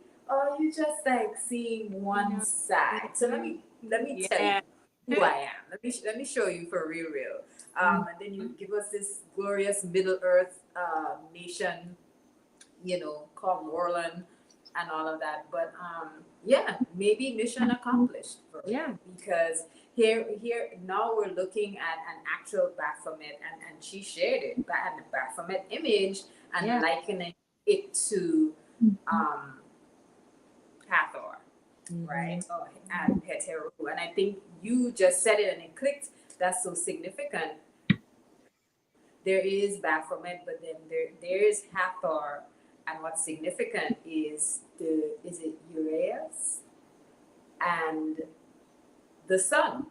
So that's a significant representation of an energy that has light or is functioning from a place of light, versus an energy or entity that's functioning from a shadowy space. Right. Mm-hmm.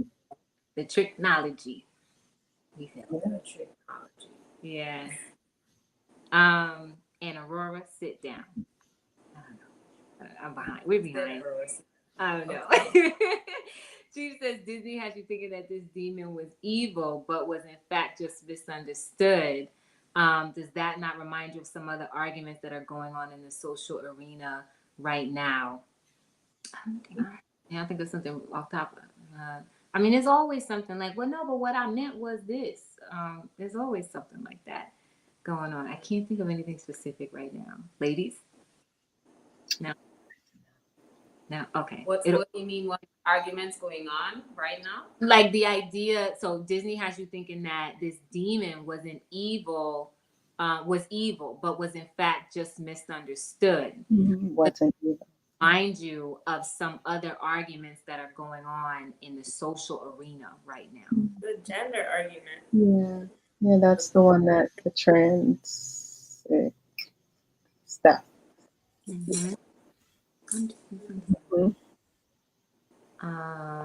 Master Menelik says the mistress of all evil and the powers of hell. 1959, Maleficent wanted all the smoke. She came in on the castle and the smoke with her staff. Yes. And I think the now that I like really look at it, I'm like the cartoon actually looked more like a Baphomet even than the live action version, because I think she had like the cloak had like the collar that came up here, so it looked like that looked like the ears, I think, on the Baphomet head.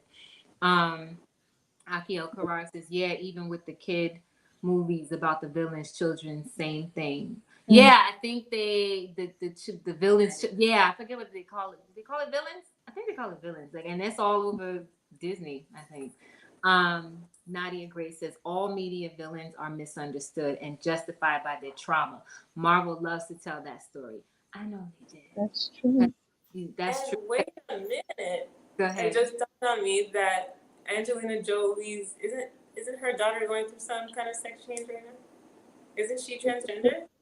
I know that they were saying they let her dress the way that she feels, and she was dressing a lot like, more masculine than feminine.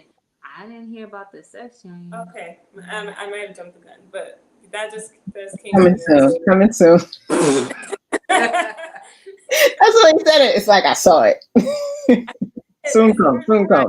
Let it be written, so let it be done. It might be. Yeah, they do. Because I was just like, what was his name with the glove? Thanos. I was just like, well, he kind of got a point. People crazy. Maybe we need a population in half. They do. They give you the backstory, and it's just like, well, Killmonger in Black Panther. Well, you'll be sitting there like, well, maybe.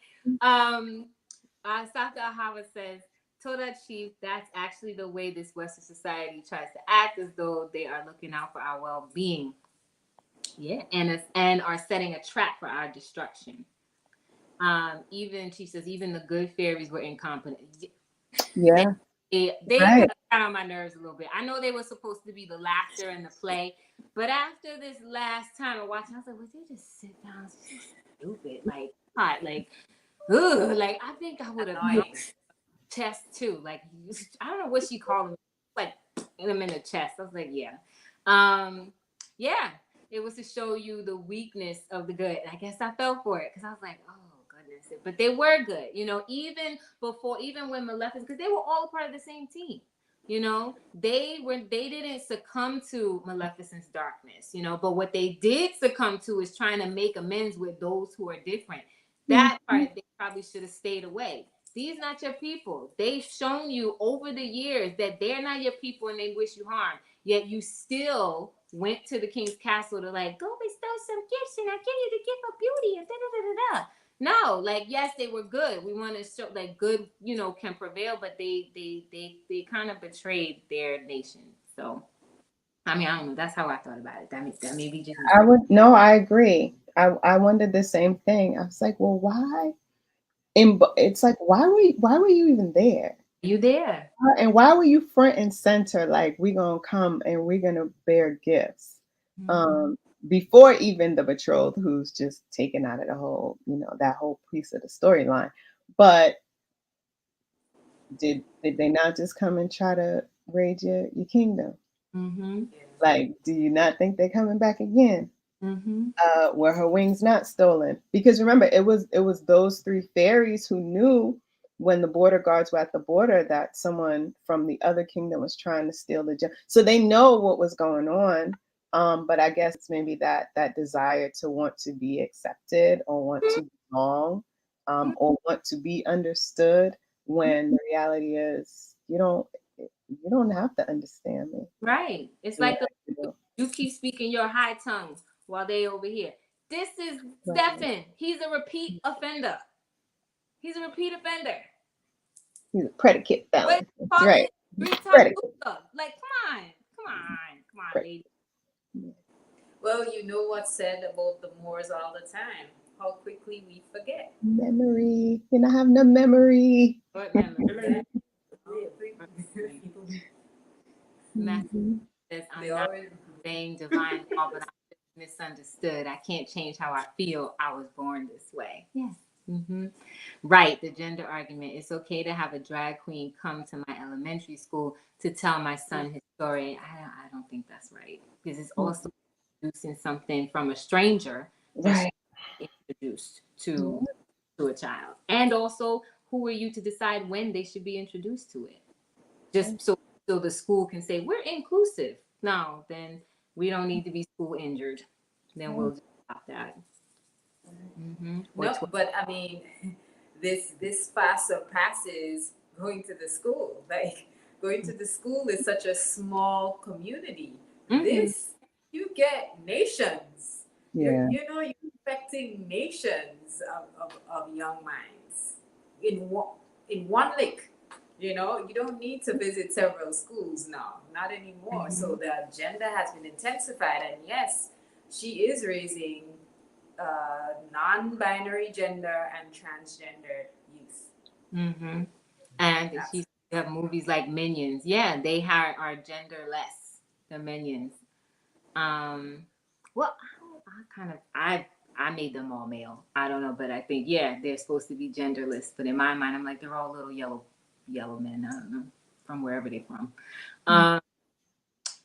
Why do you do the Michael Jackson hand for Thanos? I was going to say Michael Jackson, and I'm like, that can't be, because she would remember his name. I'm like, did she not do? I did. But I was like, the glove, Killmonger had a point too. Yeah. Mhm. See? Yeah. I had Beyonce put her. Okay, sorry. Chief said, right, stop that Angelina Jolie was one of the executive producers and said she wanted to do this movie because Maleficent was just wonderfully and deliciously cruel. Mm, interesting. Like that lady from Devil Wears Prada. She was, and she was exalted. That character was exalted. Oh, you know what People this like is? Meryl Streep though, but that character and how many? Okay, here's a good one. How many of you have met women who then were trying to embody that? You know that. I mean, we know that Sure. this, but how many kind of amped it up? I can't even count how many. That's all. Like try to amp that up because that character was just like put on a pedestal, like this is what it means. But then what they failed to remember, she had how many failed marriages? How many husbands left her because she was moving around like a poor man? But even before The Devil Wears Prada, it's like, who is The Devil Wears Prada even about? A very prominent British Vogue editor. And so it's like Anna Wintour. And so it's like this idea of what, that persona, that personality is supposed to bring forward. And it is a very masculine, but shrouded in all things, externally feminine. Yeah, that whole show is a whole Yeah. interesting thing. I mean, how many characters have been modeled after her? Even in the Incredibles, the character that makes their costume. Oh yeah, their costumes. The Yeah, costumes, and yeah. she's got the thing. The only thing she doesn't have is the blacked out shades, because even that, like you're blacked out the darkers, it disconnects her. Because if you can't see the eyes, and it's like what Attached. Yeah. she moves around like with her eyes covered, you can't see the way is shut. Yeah. Yeah. Now, I thought of. Oh, go ahead. Oh no, I just adding on to the fact that there are additional movies where they're switching the role or switching the way the villain looks. Cruella is another one of them. Cruella was really good, but Cruella is one of those films that will lead you down the wrong path because you kind of ignore everything and you're like, oh, you see her struggle once you see her struggle from a girl and a youth and you see the this and you see, and you're like, oh, that's what made her this way. No. Right. Don't lose sight of the fact that there's that, cruel Yeah. devil. That cruel devil, exactly. Yeah. And we talked about transformation. This is where it comes in. Remember, we were like, you're presented with this, and you have no choice but to transform. And you said, Cameron, well, you do have a choice, but it's like it's right there in front of you. And so what we're seeing when we see like these villain backstories is actually their decision not to transform. Right. So it's the decision to actually stay in the darkness. Like, yeah, and then we feel sympathetic. It's like, well, I can understand why she wanted to make all the doggies a coat. Like, come on, man. You want to kill all the dogs and make them to a coat? And I can understand, why she would put this curse on, But then we find out some things. We do find out some things. But again, it was your decision to stay in the darkness for you to curse a child, Right. Chat's moving. I'm sorry, Ima Yakira Eden, you were going to say something after. I was actually going to say the exact same thing. I was going to touch on Cruella and it being another iteration of that flip. Look at her hair. It's right there. And Cruella is drenched in like black and white from head to toe. No, but I mean the flip of how like the new Cruella, the storyline is her backstory. It's like the young Cruella, I forget her name, but the young girl and her life experiences and what creates, what she is gestating in that forms her into Cruella in order to give you a more compassionate perspective. Yeah. Because they're giving even this story, it is like, okay, let's zoom into this evil character and like just make a whole backstory. I'm saying the same thing you're saying. We're just giving you a whole backstory, but we're letting you know the character, because that's another thing that I find with movies. When you develop a character, as you know, like film watchers, we begin to develop a connection with the character. Yeah. So it's they kind of zoom in on the life, and they're like, okay, let's develop their own story. So now you're like, oh, you know, like I have all these connections with this character. No, not really. We're just kind of like playing with your mind here. Yeah. But you know what that is? That's like excuse. Once you have once you choose an excuse, then it allows permission for you to do. You know, it's the whole idea of being emotionally immature. Once you hold on to an excuse, then what do you get to do? You actually get to stay crystallized in that idea of, well, you made me. You made me do this.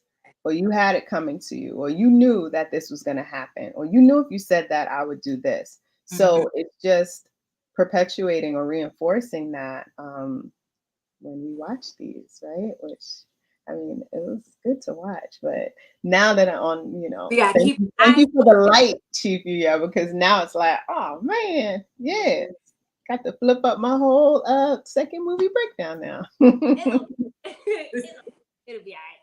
We gotta keep our eyes wide open, not eyes wide shut. Not eyes wide shut. No. That's what you did there. You got that? Yeah, I see you know, like dropping all of these. Yeah, keep dropping. Dr. Masturbator like said, shout out to the third actual Moors at the christening ceremony, by the way. Nice garnish. You know, I think I did. They showed like I think in the crowd, you know, but we know that this is our nod to diversity, equity, and inclusion, and this is a fantastical movie. So, you know, everybody's going to be everything, because we know in history it has shown us like there are always, you know, non-melanated people. So this time they did have melanated people within the kingdom and in certain positions. And I think I did see them. I wasn't paying attention to the way they were dressed. So give thanks, Master Malik, for pointing that out. The actual Moor at the christening, and it's kind of like the is it the $2 bill that has the signing of the Declaration of Independence, and then you actually see the two Moors standing over in the corner. It's kind of like hidden in plain sight, like that. It's a $2 bill. Somebody put it in the chat. Give thanks. Dr. Gertrude said they wanted to be heard. They jumped over each other to tell of the intruders. Are you talking about the fairies? How they were like kind of jumping and talking over one another and wanting to be the first to do this and do that. Like, look at me, look what I could do. It kind of was like that, you know, kind of like, I don't want to say H blank I C, like, you know, like, look, I'm gonna do this and I'm gonna be first, wanting to be first and seen and out front. Or in the cartoon, that dragon hunting the divine feminine who is meant to give birth to the Christ. I'm trying to remember the dragon. I know the dragon part, but I only remember the thorns and fire with the dragon. Does anybody else remember? I haven't watched it. I'm hunting the divine feminine is meant to give birth to the Christ. I'm trying to think. It's not coming to me. It'll probably come. Maybe it'll come as we move on. Master Menelik says, true, Chief Yuya, the line between hero. I missed something. The line between, we're very behind. The line between hero and villain have been blurred for a long time. Now the superhero archetype is being portrayed as being one straw from going berserk from all the pressure. I felt like, the superhero, yeah. Edna Mode, give thanks. Yes, that was her name. The Incredibles, Edna Mode, the Anna Wintour.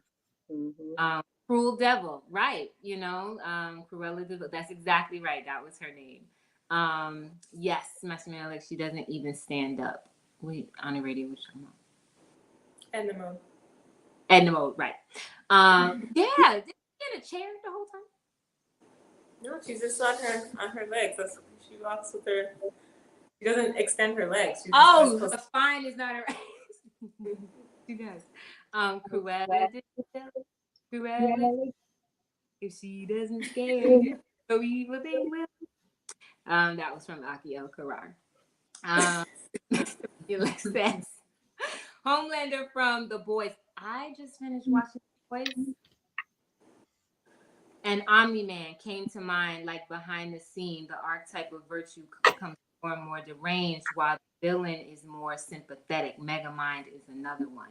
Yeah, and you know what? That goes to the whole hero being one step away from going berserk. That's what happened, I think, in Megamind. He like faked his death so he can go on a break. He needed this about so that he could rest, and he like just kind of left from the world. Homeland was conservative and straight MAGA gang. He was. He was.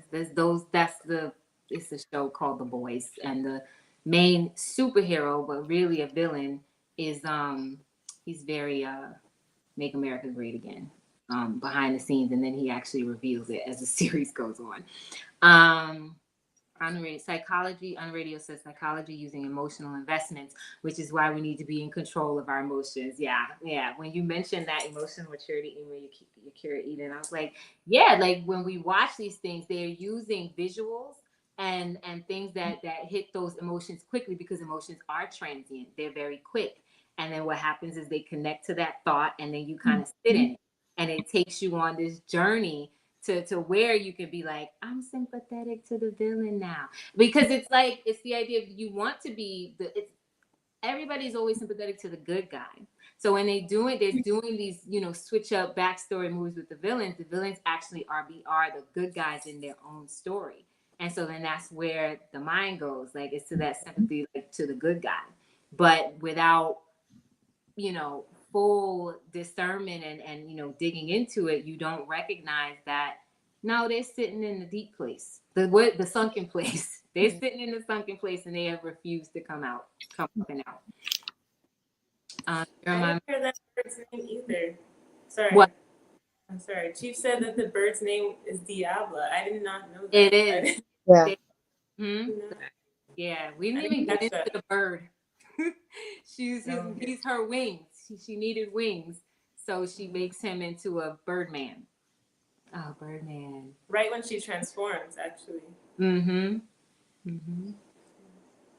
Nowadays, that harlot riding the beast is jealous of the results of the alpha woman and pretends to be her friend to corrupt her, always a victim. So, are you saying the Maleficent is the beast pretending to be the friend or protector of Aurora to corrupt her?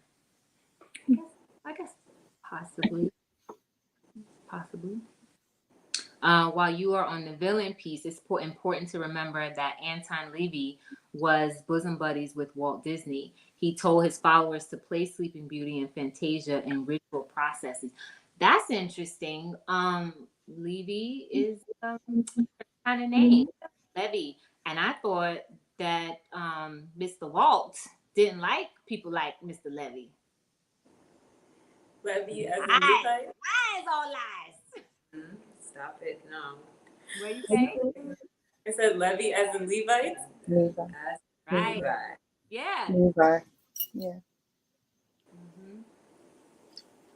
Master it says that's why people try to give you the backstory when you start getting to the roots of their issues. Like, you don't understand. Let me tell you what happened to me.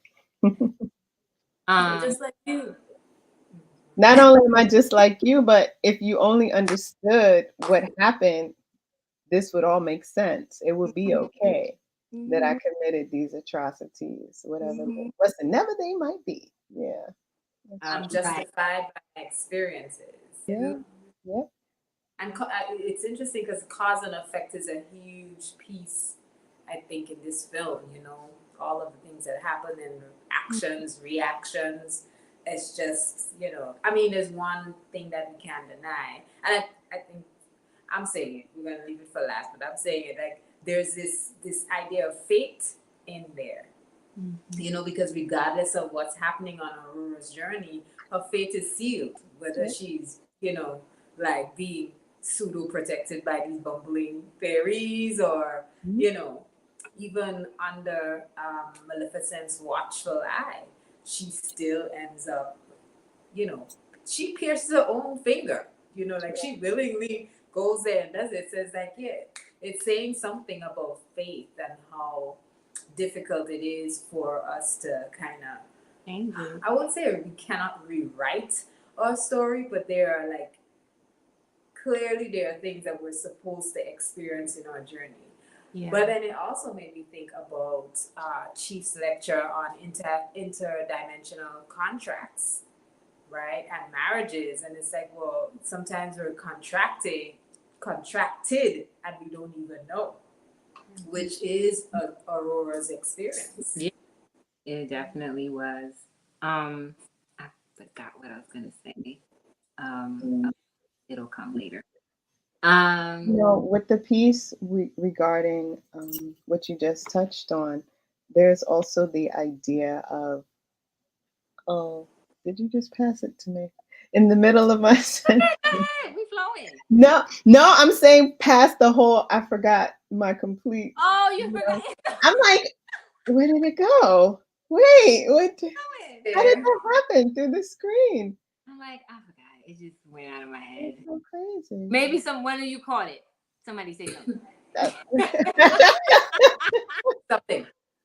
Okay. That's Oh, you know what? But the idea of there being, your path or fate. Maleficent couldn't undo her own curse. Like, was that? She couldn't undo her own curse. So it's like, yeah, this was set. This was the path set, or even if you will, I mean, it's interesting because even to kind of double down on that feminist rhetoric, why wasn't it the prince who gives the true love's kiss? Right? Like, you X him out from being the betrothed because she shouldn't have been prepared to be mated from birth. Why would that be the case? Like, why would that be what she's groomed and primed for her entire life, right? But then you got 3 fairies saying, not, oh, let's figure out what's happening, but kiss her so you can wake her up. Like, let's go. And he's even like, well, I don't even know her. Like, can you give it a minute? Kiss her. So, and then it doesn't even work, almost as if they wanted to push him to give her a different kind of kiss. Like, you don't even know what you're doing. Let us, amp it up a level. So those are just some themes that connected with what you were saying. Yeah. And to add on I want to add on just a little bit, because here what you're saying is so significant, because he's no longer the masculine, the male is no longer, the man is no longer savior, is no longer redeemer, right? So yeah, you just cut out you cut out all the roots, so it's just like branches. Yeah. All you have is branches, no builders, right? Branches and no roots weaken a tree. So it was a tree with no roots. A fallen tree. That's right what's on the ground. Ain't nothing to anchor it. You need an anchor, and is that anchor is the foundation. 2 things. What I was thinking was, like, when she first curses her, she says, "No power on this earth can change it." That's fate. Like, like you said, Akoti Maria, like, maybe there are things that we can rewrite, but there are certain things that we're going to experience whether we like it or not. And maybe that's part of us answering the question, maybe that's part of our quest. And the other thing, as you were talking about the kiss, we first hear, at least in this iteration of Sleeping Beauty or Maleficent, we first hear, like, what Stefan, I made him Stefan. I just made it. Family Matters again. Sorry, Well, Family from Matters. Steve Urkel to Stefan. I did. That's a Stefan. What Stefan gives her on her 16th birthday is true love's kiss, right? So this is what she uses to curse Aurora, and that's that idea of, like, well, true love's kiss is a lie. So it's that feminist thread with, like, men lie. That's what that was. That was what that seed. But my kiss, or the kiss of another woman, now that's gonna give you life. Right. That's what it's implying, right? Interesting. Yeah. Even her being sent off with the fairies, like, her father couldn't protect her. These fairies these 3 Female bumbling fairies could protect her, but her father could not. Mhm. Yeah. Who came out of nowhere and simply said, "Oh, and we're good with children." Like, Who is you? and you don't even send any of your guardsmen. Like, you just send. And they weren't even full size. They couldn't even carry her.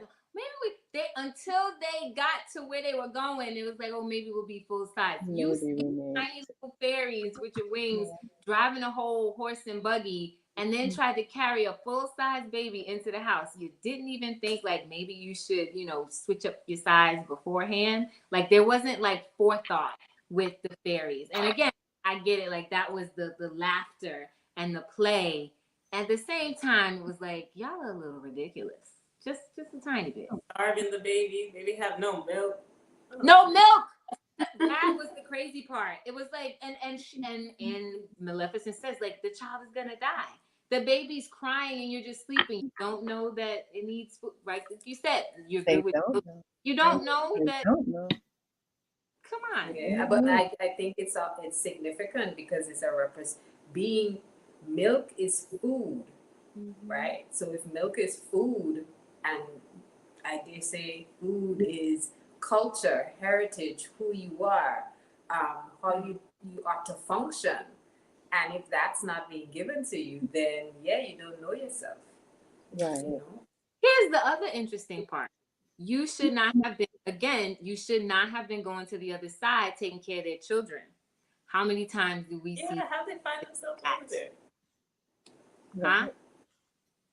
Sorry, I'm sorry. I'm like, how they find themselves over there after the battle? Like, But that's what I was saying earlier. Like, how you at the christening? Like, I got 3 gifts for the baby.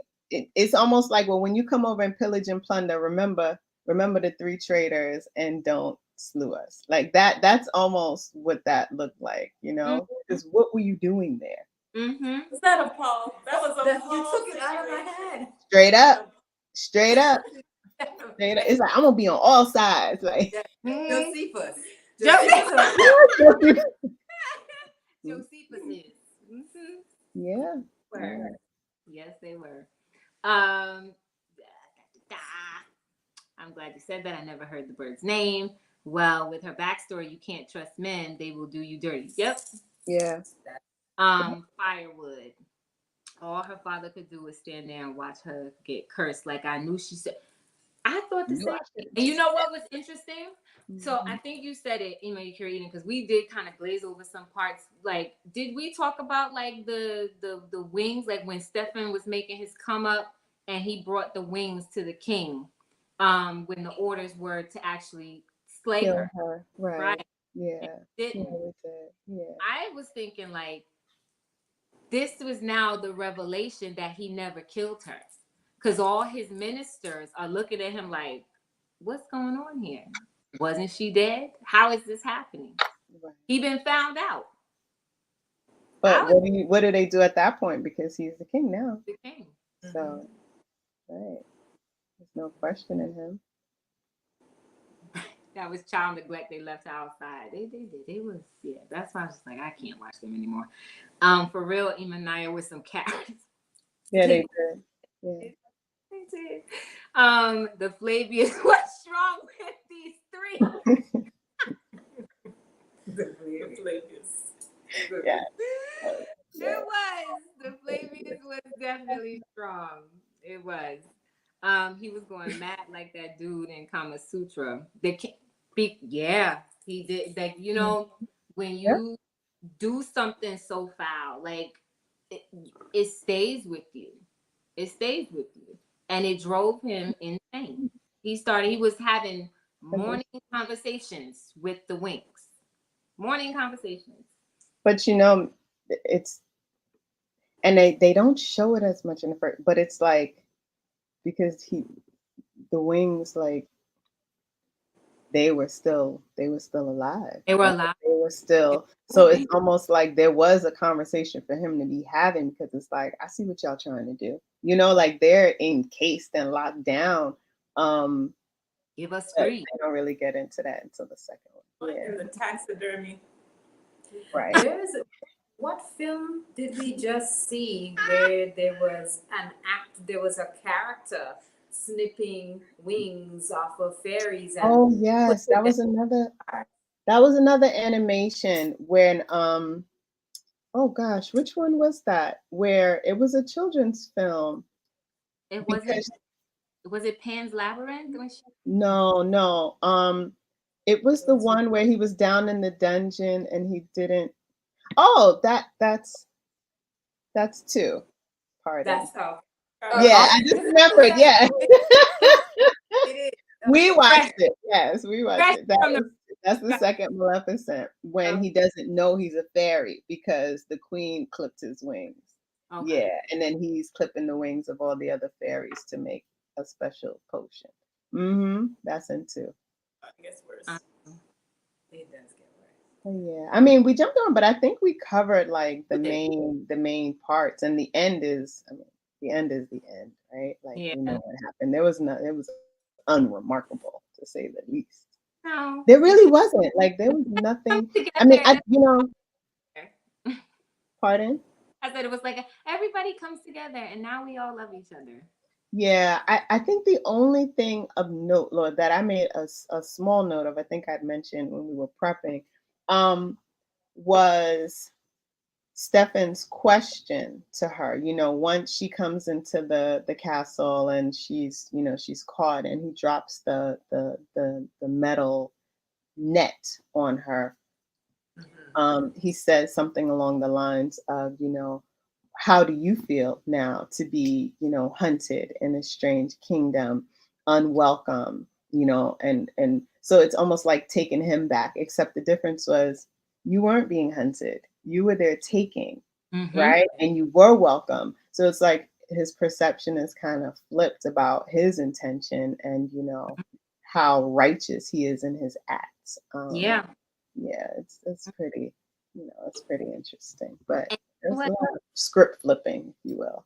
Yeah, it goes back to if you know my story, but your story will be from your own perception, not. And you know what they say, like, you know, there's three sides: what you say, what I say, and the truth. And so if you're saying like, well, this is my story, and it's only from that one side, then whatever you say is going to be distorted. Mhm. Thinking is distorted from what actually happened. There was no acknowledgement ever that he stole her innocence. You know, he took her virginity. He never acknowledged, and then talks to them every day. You know, never an acknowledgement. Well, you know, it's kind of like when you think about serial killers and serial rapists, they usually take something from their, like that's how so many. Oh man, I remember when I don't know. I guess I'll just share.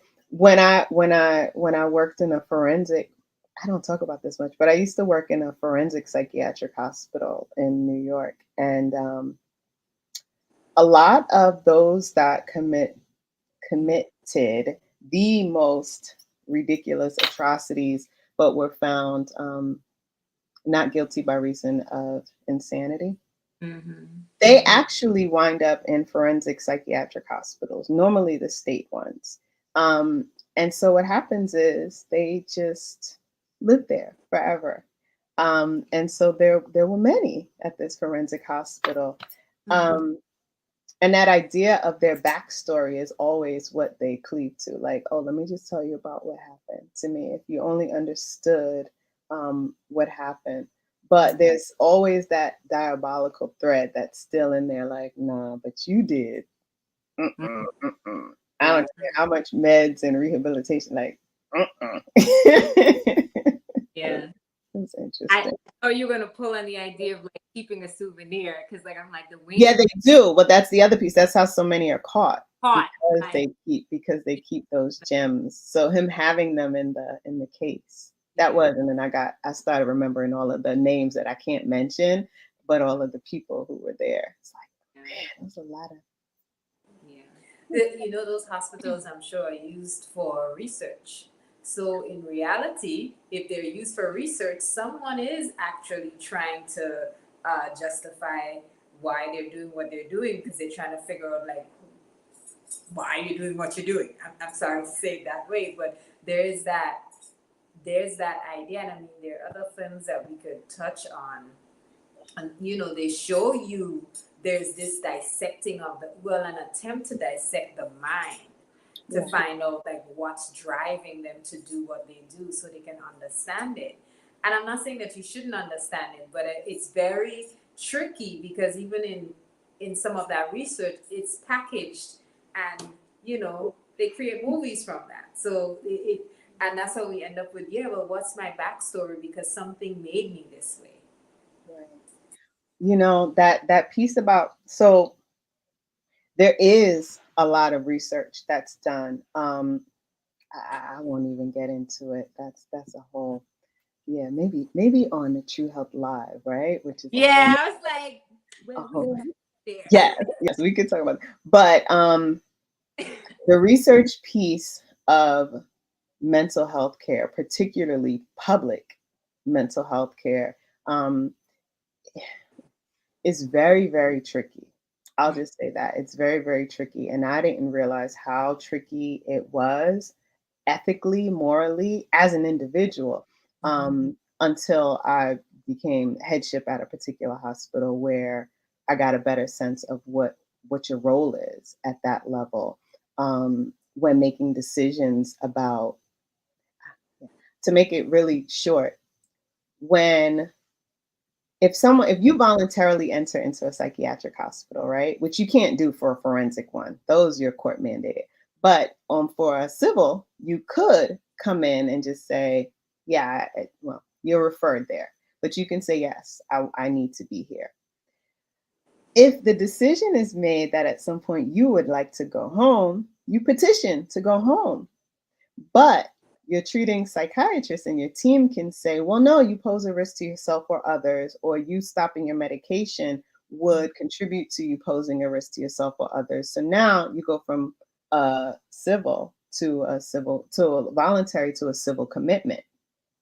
When you're civilly committed, you could also become unfit to make decisions for yourself by the courts.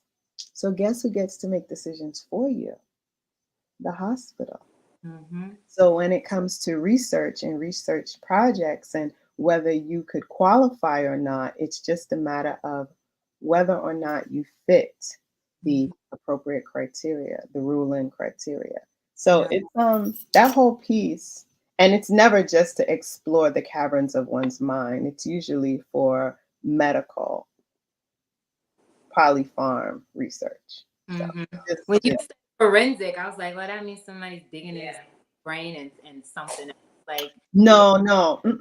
A forensic psychiatric hospital doesn't do that. It's where the criminally insane are kept instead of a prison.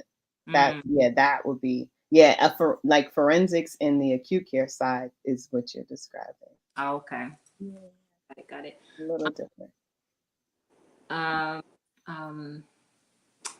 Brother Jeremiah Mind says, oh wait, sorry. Master Menelik said, right, Imanaya, that poor guard was like, I need a new job. Is that with the spoiler? Okay, so we'll leave that one alone. Jeremiah Mind says, but those blasphemy against the Holy Spirit shall not be forgiven. Yeah, like, well, she didn't. I don't think she really did forgive him. She didn't. And I guess if you're looking at it from that point of view. And then he never really forgave her. But it's kind of like the fruits of the Garden of Eden for men in his mind. Brother Jeremiah, can you just elaborate a little bit on what you're saying? Give thanks. And that's why she would carry a pistol too. I wasn't a warden. So okay. So I have worked on Rikers before, but I wasn't a warden. And then I've also worked in a forensic psychiatric hospital, but I don't have a pistol. So I don't know. I never really talk about right. You talking about backstory? Yeah, it's like yes, I have done that, but I haven't done this. Yeah, that's some of it. That's some of Is it. that just your perception? No, I'm just Right. Yeah, that's the reality. okay. So yeah, I think we covered everything. Um, did everybody? There was a piece that we missed from the beginning, the Briar Rose. But I guess that would have gone with the different iterations of the story of this of Sleeping Beauty or It Sun. was covered. We have to end now. Yeah, I know. I just want to make sure we got everything. We got everything. It was all covered.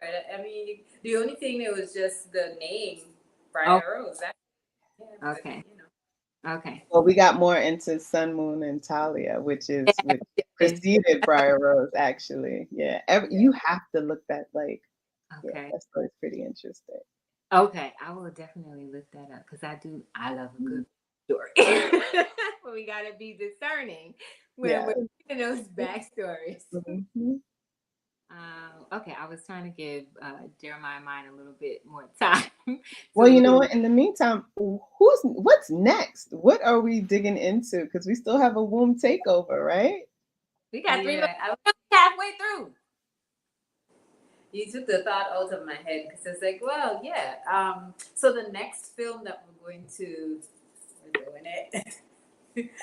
Sister Yamina and I, we're going to break down Noah. So for those of you who can access Noah, and you enjoy, films that have a biblical connection, and you want to dig into the meaning of, maybe even Methuselah, and you're probably looking for content as well too. Chief has a few name code in the Bible. That was us, right? That was just like a Sabbath film. Well, sorry, and I'm so sorry for those of you who are not, inside of ANU. This gives you, new encouragement, right? To actually join so you can be part of the build sessions that happen on the back end within the community. But Bereshit, Chief covered a series on Bereshit, right? And so that's Genesis. So, exploring those lectures and actually looking at the film Noah will kind of prepare you for some of the conversations and the breakdowns I will be doing next Thursday. Okay. Give thanks. Give thanks. It's gonna be interesting. We got a lot of threads here. I remember we were talking about like we should have picked movies that have that. They actually do. They actually all do. Connecting, yeah. There've been plugs everywhere. There's been plugs. So give thanks. And we are excited to watch Noah. I actually did like that film. I like stories when they give stories from the Bible. Like, yeah, you gotta look at it with a discerning eye and be like, what are they doing here? But I do like to see like, okay, well, what's the visual? How are you going to portray the flood?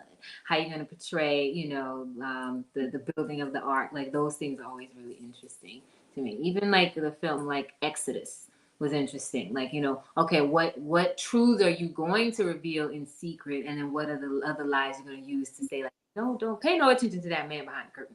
So those are always really interesting to me. Or not in secret, sometimes very blatantly. Right. Yeah. True. Yeah. Okay. Okay, we have from Jeremiah Mine. Yes.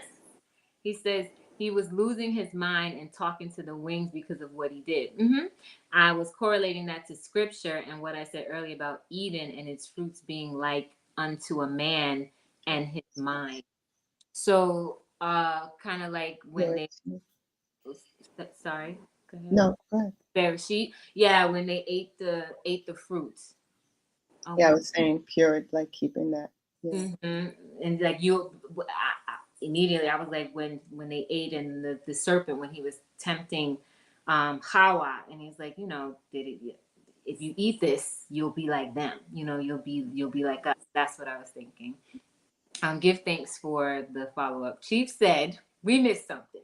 You missed an important scene at the end when she was flying into the sun. The music is inspirational, and then it changes to a more sinister sound, letting us know that she is not what we believe. We did miss that. Yeah, that's true. We did. But she got Okay. that. So she was faking it. So she is Or saying, not. Yeah. Well, what? seems so. Seems All so. right. I was like, oh, he said she's not. The Like my narrator grandma was would say, it She said seems devil. Yeah, the bird was named Devil. She's Maleficent. You know, that's not a good thing. no, So not at all. The narrator was faking it. Maybe she wasn't faking it. The narrator. Somebody was making a whole bunch of people. somebody Was was faking it. a whole bunch of So can I ask, what did you all think about, and that's the last question. Right, so, because it's about to catch myself in a hole. Who is the narrator? Like, is the narrator, I think one of you mentioned Aurora. It is What- her. It's It is Aurora. a- She's at the end. She says it because this story is about me. Yeah, Aurora's Okay. telling So the story. Because at times the narrator has a perspective of, like, almost like third person, like they're cognizant of everything and everyone. So it's almost like a deity seeing from above. So there are times when as I was listening to the film, I wondered if it was just what happened. No, go ahead. Oh, well, I want to know what I'm missing in the chat. I think Zach said Aurora, stand up again. He told her to sit down before. It's okay. I wonder if he's saying that's the name of the sequel. Because that was Master Menelek's question. That's what I thought he was, which is still hilarious. Like Aurora, stand up. But go ahead. I'm sorry. What were you saying, Akoti? No, that was it. I was just saying at times it seemed as if it was almost like an all-seeing eye, and not just from one perspective. Well, to answer the question in the chat, Master Menelek, it's Maleficent, Mistress of Evil. That's the second one.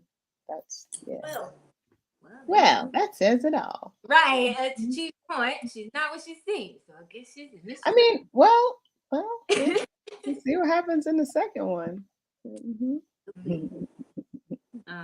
That's the name of his hometown. Oh, right. He said that earlier. He said that. That's my hometown, Aurora. When you were talking about the lights and all. I thought he meant like that's so random. Aurora sounds like some little town in like Tennessee or Milwaukee or something. Yeah, I'm from Michigan. Aurora, Milwaukee. Oh my goodness! He's saying the people town is some little town in nowhere. No, I'm not saying that. It just sounds like some very. It is actually a small town in Ontario. Somewhere where you see the Aurora. it is a small town where you see the somewhere. Aurora. It's several small towns and several somewheres. Like, Oh gosh.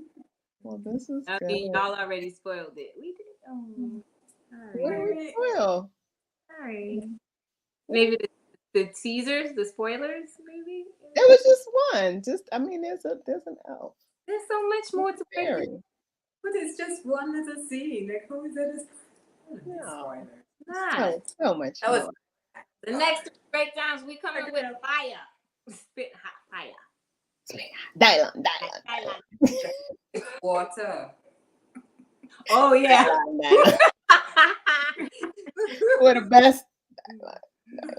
All right, this was beautiful. Yes, it was. Thank you everyone for inputting and joining in the discussion and sharing and liking the video. Yes. Give thanks. And I'll say, I'm gonna put out the charge again. Bring another friend next strong. Bring another family member next strong. Relative Tomorrow? next strong.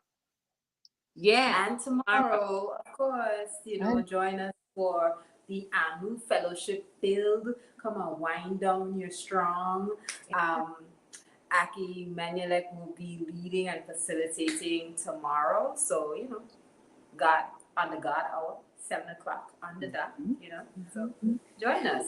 And as for Sister Nadia Grace, Jeremiah Mine, make your visits to a channel very frequent. Yeah. Because we like Come them, again. we like the Yes. contributing, and you're asking questions. So yeah, I just wanted to shout you all.